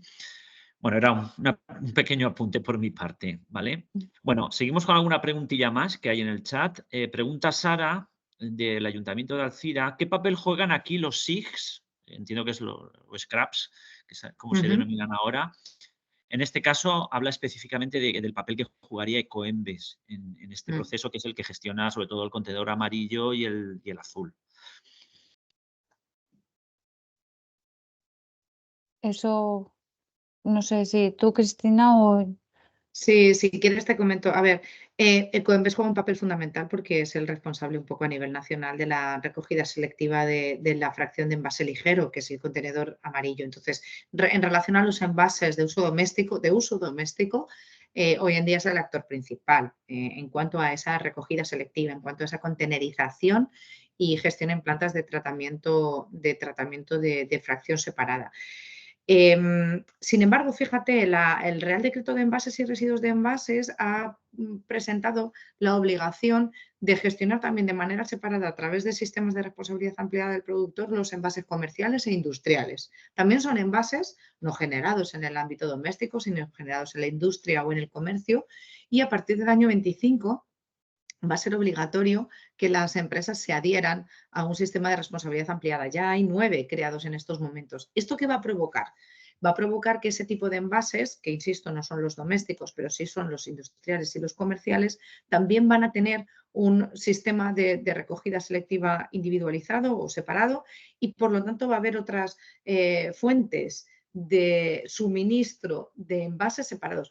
Además, va a ser un envase más limpio en media, porque no va a ser un envase contaminado en fracciones colectivas como puede ser un contenedor público.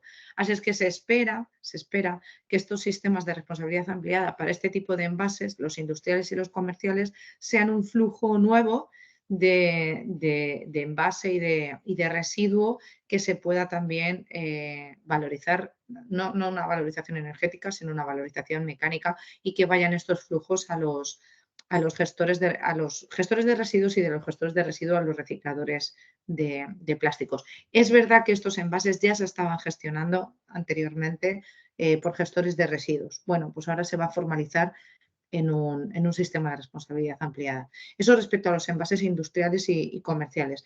Y en envases domésticos, Ecoembes es el responsable último, porque hoy en día es el único sistema de responsabilidad ampliada de este tipo de envases. Bueno, tenemos otra cuestión. Nos preguntan, Francisco, que aparte de los poquito los productos plásticos que habéis comentado, sobre todo, que son tema de envases, aparte hay otros productos que también se fabrican en plástico en otros sectores, por ejemplo, pone un ejemplo de una carcasa de una impresora. Entonces pregunta, ¿existen legislaciones encaminadas al ecodiseño en esos otros ámbitos? ¿Vale?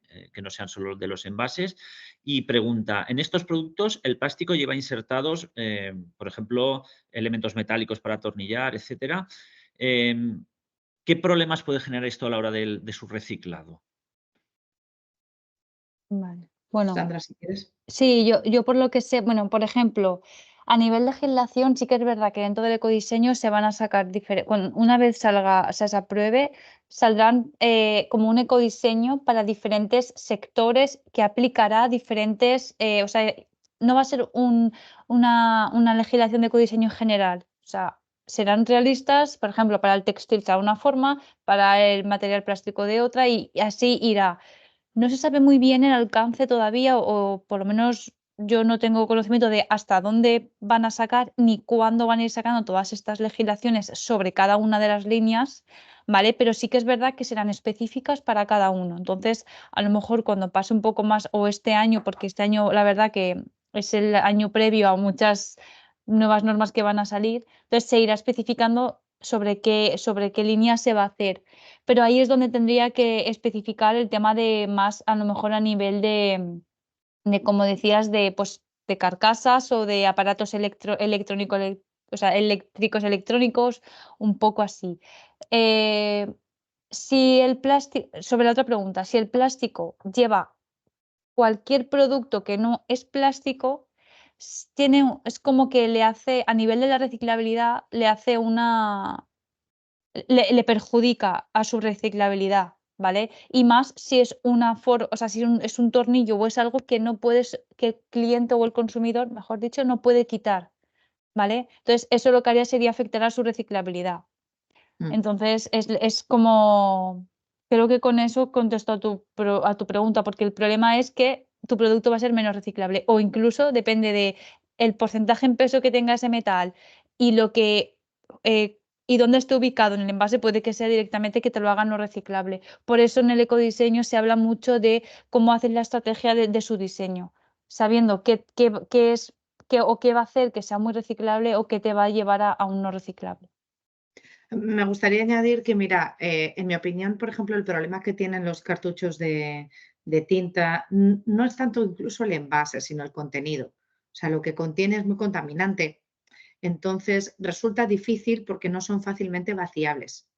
Entonces, a la hora de gestionarlo, el contenido, los restos que quedan, son complejos de separar del propio envase. Luego, el hecho de que tenga insertos o injertos o no los tenga de tipo metálico puede no ser excesivamente preocupante si, como dice Sandra, perjudica su reciclabilidad y va a tener una peor evaluación, sin duda, pero puede no ser tan perjudicial si se gestiona de manera separada, porque si tú trituras, luego los materiales férricos por imanes se suelen separar. Una vez triturado, se puede separar lo férrico de lo no férrico del envase, pero obviamente se tiene que triturar primero y se va a triturar con esos injertos. Entonces, como decía Sandra, el peso, cuántos injertos tenga, sí que dificulta su reciclabilidad, pero su separado una vez triturado puede no ser tan excesivamente complicado. Para mí es más lo que contiene, los restos, los residuos que va a dejar la tinta en el propio material a tratar. Una cuestión que se me ocurre a raíz de lo que estás comentando, Cristina. Has comentado en la primera parte de la ponencia que has hecho el tema de Mm, reciclaje, ¿vale? Que había ujú, una serie de categorías de reciclabilidad, de la A a la mm, F. ujú. Yo entiendo que la A es que el elemento será 100% reciclable y la F que será 0% reciclable. La Sí, bueno, duda es, sí. esas categorías intermedias, ¿qué quieren decir? Que me imagino que irá un poquito Vale. en relación a lo que acabas de explicar.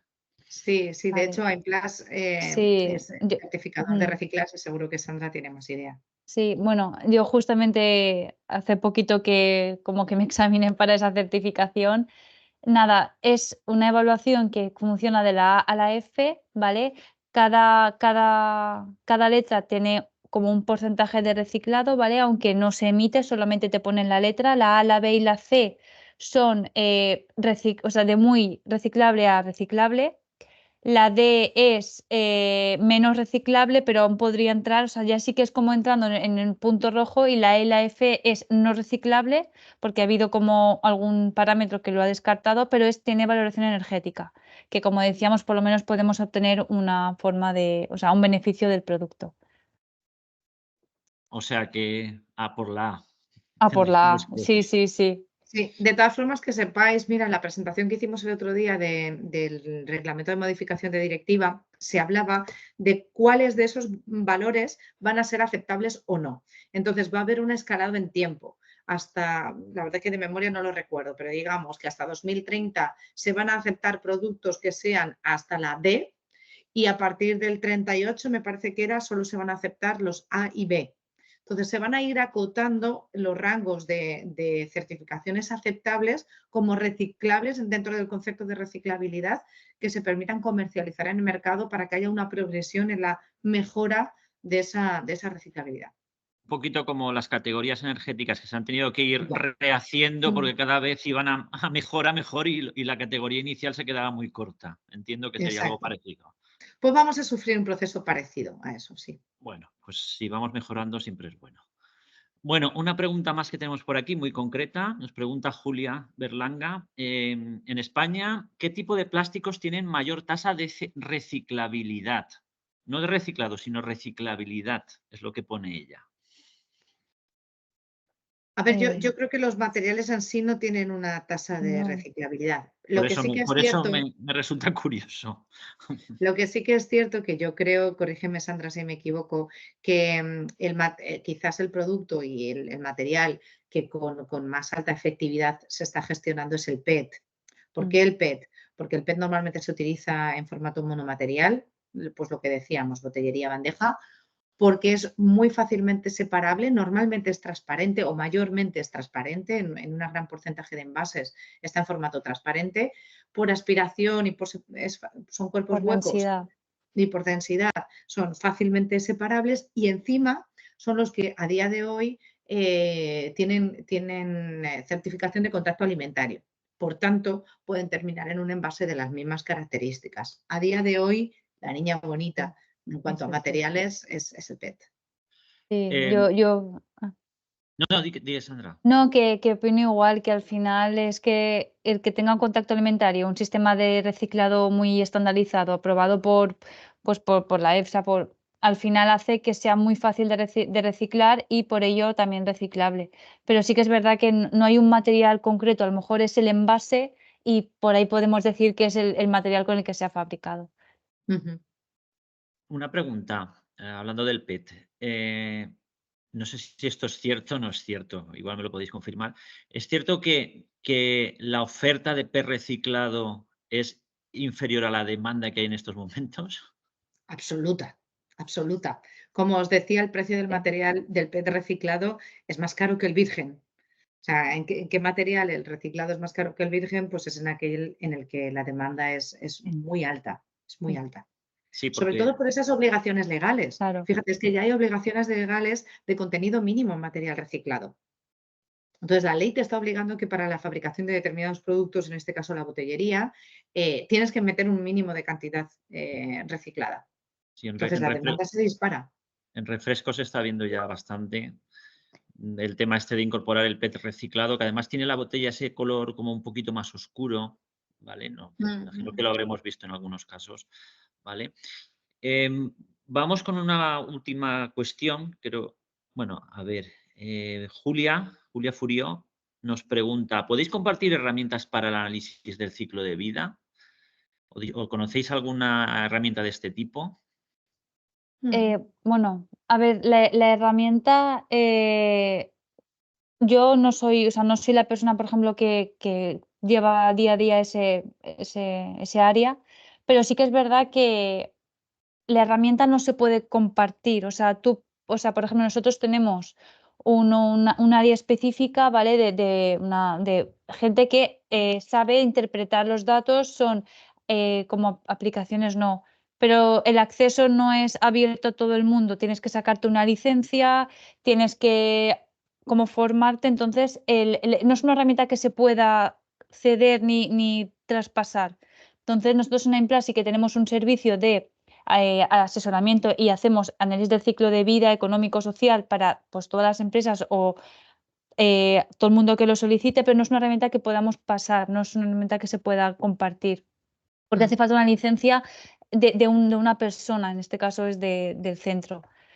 Y bueno, eso por el tema del pasaporte, o sea, del De las LCA, herramientas. que no, De todas sí. maneras, Sandra, si quieres, de cara a la presentación del próximo webinar sobre el reciclado de plásticos, si quieres, pues uno de los temas que podemos abordar precisamente, por ejemplo, son las herramientas de análisis de ciclo de vida. Podemos hablar Claro. sobre este tema del análisis de ciclo de vida porque tiene mucho que ver con el reciclado en sí mismo, con el proceso de reciclado, y quizás podamos ampliar información o dar algún otro tipo de recurso más genérico. Date cuenta del perfil de Vale. personal al que nos estamos dirigiendo. A lo mejor no se trata tanto de hacer un análisis de ciclo de vida de un producto, sino de evaluar algún evaluador de estos de características o condiciones de análisis de ciclo de vida. ¿Vale? Vale, pues para el próximo webinar lo comento para introducirlo. Fenomenal. Muy bien. Vale. Julia nos pregunta también, ¿qué datos llevará el pasaporte digital? Pues mira, no está acotado de Mm. momento lo que va a llevar el pasaporte digital, pero en teoría debería ser tanto información sobre su fabricación, o sea, de aguas hacia atrás, como de información sobre qué información necesita el usuario de ese producto para garantizar que hace una gestión adecuada como residuo, que lo tira en el contenedor adecuado, cómo debe tirarlo, vaciado, lleno, limpio, etcétera, etcétera. Es decir, ¿qué tiene que saber el consumidor para saber que está consumiendo un producto con unas ciertas ventajas y bondades sobre su fabricación y qué tiene que hacer con él, cuál es su responsabilidad a futuro en la gestión del residuo? Muy bien. Volviendo al PET, Pedro nos pregunta si, que a mí además también me suena, no hay un impuesto sobre el material virgen de PET. Sí, sí que hay, sí que hay. No es un impuesto sobre el material, es un impuesto sobre los envases de plástico no reutilizables. Es decir, todo envase de plástico no reutilizable, esté fabricado en el material que esté fabricado o que sea polimérico, le corresponde pagar el famoso impuesto al plástico, que es el impuesto a los envases no reutilizables. Quizás, si te parece bien, Víctor, podemos dar unas ciertas nociones sobre la fiscalidad de los materiales reciclados también en ese webinar sobre reciclado de plásticos, Sí. porque podemos hablar de Vale. distintos aspectos, no solo de los Claro. técnicos sobre el reciclado o la reciclabilidad, sino que otros efectos, por ejemplo, fiscales, en el caso español, tienen los envases de plástico. Me parece muy, muy pertinente. A mí también. Vale. A ver, yo tengo un par de cuestiones también. Hemos comentado, o habéis comentado, el tema de un poquito la vida útil de los materiales que vamos reciclando y volviendo a reciclar. Por ejemplo, pues en las botellas de refresco hemos comentado que hay un mínimo ya del 25% de material reciclado. ¿Hasta cuándo podemos estar reciclando un mismo material? Sí, bueno, bueno, cuando trabajamos bajo la norma, ¿vale? Sí que dice que se tienen que hacer ensayos de calidad después de cada ciclo de reprocesado, ¿vale? Pero con como con un mínimo de 3 ciclos. Nunca hay un ciclo exacto porque cada material es diferente, su cadena molecular, entonces no se puede saber ni se puede porque uno sean 3 ciclos, el otro también. Al final, yo sí que creo que hay que hacer estas evaluaciones para ver cómo de reciclable es tu envase, hacerlo bajo las medidas de calidad y reprocesarlo, por ejemplo, un mínimo de 3 veces, que es lo que se pide en norma, y luego ver qué calidades se obtienen. Entonces, ahí un poco vas viendo, pero nunca va a haber, porque quien dice 3 a lo mejor son 6. O sea, a lo mejor haces 3 y te sigue dando las mismas propiedades, y a lo mejor haces 4 y 5 y también, pero a lo mejor un polipropileno no. Entonces, simplemente es hacer Y ensayos sobre... esas propiedades que comentas, que Sí. puede ser a 3, 4, 5, ¿qué haces? ¿Coges el material que tú has separado a través del contenedor amarillo, por ejemplo? ¿Haces una mezcla y esa mezcla es la que analizas? ¿O cómo se hace eso? Ay, creo que se nos ha Parece ido. que se ha ido. Se nos ha cortado. A ver, si quieres te cuento yo un poquito. Vale. Hasta lo que yo sé, Sandra conoce mucho más sobre este tema. Cuando se hacen pruebas de laboratorio, lo que se hace es reprocesar el mismo envase una y otra vez. Se reprocesa el mismo envase. Pero esas condiciones no son condiciones reales. La cuestión es que tú un envase, una vez que lo utilices y lo deposites en un contenedor, pues va a sufrir un deterioro, una contaminación cruzada, etcétera. Incluso a día de hoy, el 50% de los envases que se recuperan vienen del contenedor amarillo, pero el otro 50% viene del contenedor gris, de la fracción recuperada de envases del contenedor gris. Normalmente esa fracción viene más contaminada, viene más sucia, porque ha estado en contacto con los bioresiduos. Entonces, o con residuos que ensucian el flujo de otra manera. Entonces, es bastante irreal con cuántas veces se va a hacer. Una cosa es la prueba de laboratorio y otra cosa es la realidad, porque la realidad va a depender mucho de cómo haya pasado ese producto, que haya contenido finalmente. No es lo mismo que haya contenido, por decirte, un trozo de carne, que haya contenido detergente, por ejemplo. Entonces, el mismo envase o el mismo material que ha sido reprocesado, que ha sido utilizado para distintos envases, pero que esos envases, aun siendo del mismo tipo, han tenido contenidos diferentes, pues se van a ensuciar o se van a contaminar de manera distinta. Entonces, una cosa es lo que se hace a nivel laboratorio, que se reprocesa el mismo material, se ensucia en unas determinadas condiciones de control, etcétera, para que simular que ha pasado por un contenedor, pero luego la realidad puede ser francamente diferente en función del uso que se le haya dado finalmente y del ciclo y del circuito de reciclado por el que haya pasado. Vale. Francisco comenta en el chat que se puede aumentar este Perdonad, ciclo. que me... Sí, ya te hemos visto que has vuelto, Sandra. Sí, es que se me apaga el ordenador. Ya, bueno. Lo Eso es culpa de los siento. informáticos, seguro. Se puede aumentar este ciclo mezclándolo con el material virgen en porcentajes mayores de este. Es decir, me imagino que es, pues, en vez de a lo mejor un 10% de reciclado, pues un 5% o sí.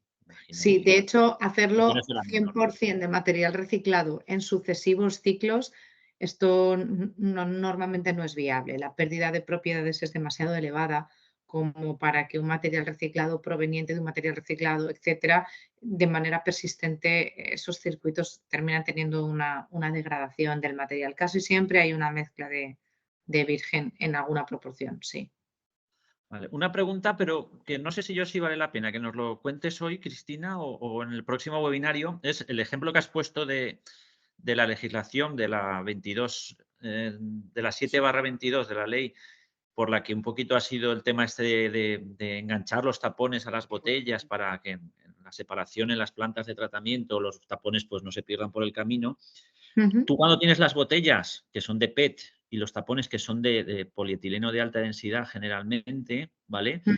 Si van unidos, el proceso de reciclaje de todo el cuerpo con el tapón todo junto, ¿qué características tiene para realmente poder separar los dos tipos de plásticos? Por eso te he dicho, no sé si vale la pena que nos cuentes algo hoy o en el próximo webinario. Bueno, lo podemos hablar. En realidad lo que pasa es que eso se tritura todo de manera conjunta. Entonces, cuando se tritura, luego se separa por densidades fácilmente. Pero el triturado se hace de manera conjunta y luego el separado entre el polietileno y el PET se hace por densidad.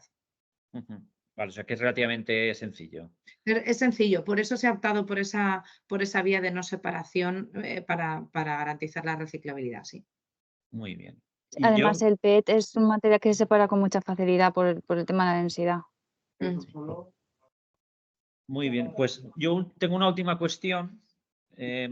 Habéis comentado que hay al final del proceso un poco de separación y tal, siempre hay una mezcla de plásticos, ¿vale? ¿Esta mezcla de plásticos para qué funciones o para qué utilidades podemos emplearla? Bueno, al final yo creo que siempre se puede acabar de separar cada polímero por cual sea, o sea, no tenemos por qué quedar un residuo mixto. De todas formas, sí que hay aplicaciones para residuos mixtos que tienen buenas propiedades con esa unión de polímeros para muchas aplicaciones, para la fabricación de nuevos productos. ¿Sabes? Es que ahora mismo es una línea un poco más diferente, no es tan cotidiana. No sabría decirte ahora mismo un ejemplo, pero sí que es verdad que esa mezcla de propiedades es lo que a lo mejor le da para líneas o productos más concretos. Pero es verdad también que mediante todas las técnicas de separación que tenemos hoy en día, en lo avanzado que está eso, sí que se puede separar y tener el monomaterial separado y no ese flujo de mixtos. Mira, yo sí que te contaría algún caso que de hecho, por ejemplo, lo podemos traer también para el próximo webinar. Mobiliario urbano. O sea, tenemos algún fabricante CM Plastic, por ejemplo, lo está haciendo. El tema de mobiliario urbano a través de extrusión o de planchas, el problema que tenemos a la hora de recuperar ese tipo de materiales mixtos es que, bueno, pues las propiedades son malas, ¿no? Y está todo muy mezclado. Y es difícil extrusionarlo o inyectarlo. Sobre todo inyectarlo es bastante difícil. El proceso de inyección se complica mucho. Pero el proceso de prensado no tanto, porque eso al final es lo compacto. Entonces, hay varias empresas en Comunidad Valenciana que ya están haciendo prensado de plancha con estos residuos mixtos y luego esa plancha sí que se puede mecanizar, se corta en tiras, etcétera, y veréis por ahí, por ejemplo, papeleras, bancos de calle, etcétera. Está siendo un tipo de aplicación donde este tipo de plásticos tiene una cabida. No se les espera tampoco una funcionalidad muy alta, bueno, con que no se oxiden y como son plásticos, pues no se van a oxidar. Entonces, ha sido una sustitución bastante natural de lo que eran, pues, por ejemplo, los columpios o bancos o mobiliario urbano de metálico, cuya degradación o oxidación pues hacía difícil su mantenimiento y que este tipo de materiales pues lo resuelve eso y encima pues le da salida a un circuito que es difícilmente valorizable por sí mismo. Sí, en Burjasot, por ejemplo, hay muchos bancos. Ahí en Burjasot tienen un contenedor específico para tapones, bueno, o varios, si no recuerdo mal. Y luego con esos tapones y otros tipos de plástico, pues a través de una empresa, que me imagino que será alguna de las que tú comentas, pues están produciendo papeleras, bancos, mobiliario urbano, ¿vale? Y además esto es bueno. Tiene también la componente esa un poquito de sensibilizar a las personas para que participen en una buena separación de los residuos. Bueno, tiene también esa componente de sensibilización. También tengo constancia, y creo que Implas ha hecho algo de esto, utilizar esa fracción del mix para asfalto, algún proyecto de asfaltado. Algún pavimentado. Sí. Sí, sí Bueno. que por ejemplo, con CM Plastic sí que hemos hecho algunos. Aquí en Plas también tenemos todos los bancos que tenemos, es de ellos en proyectos con material mixto. Ahora que lo has dicho, sí.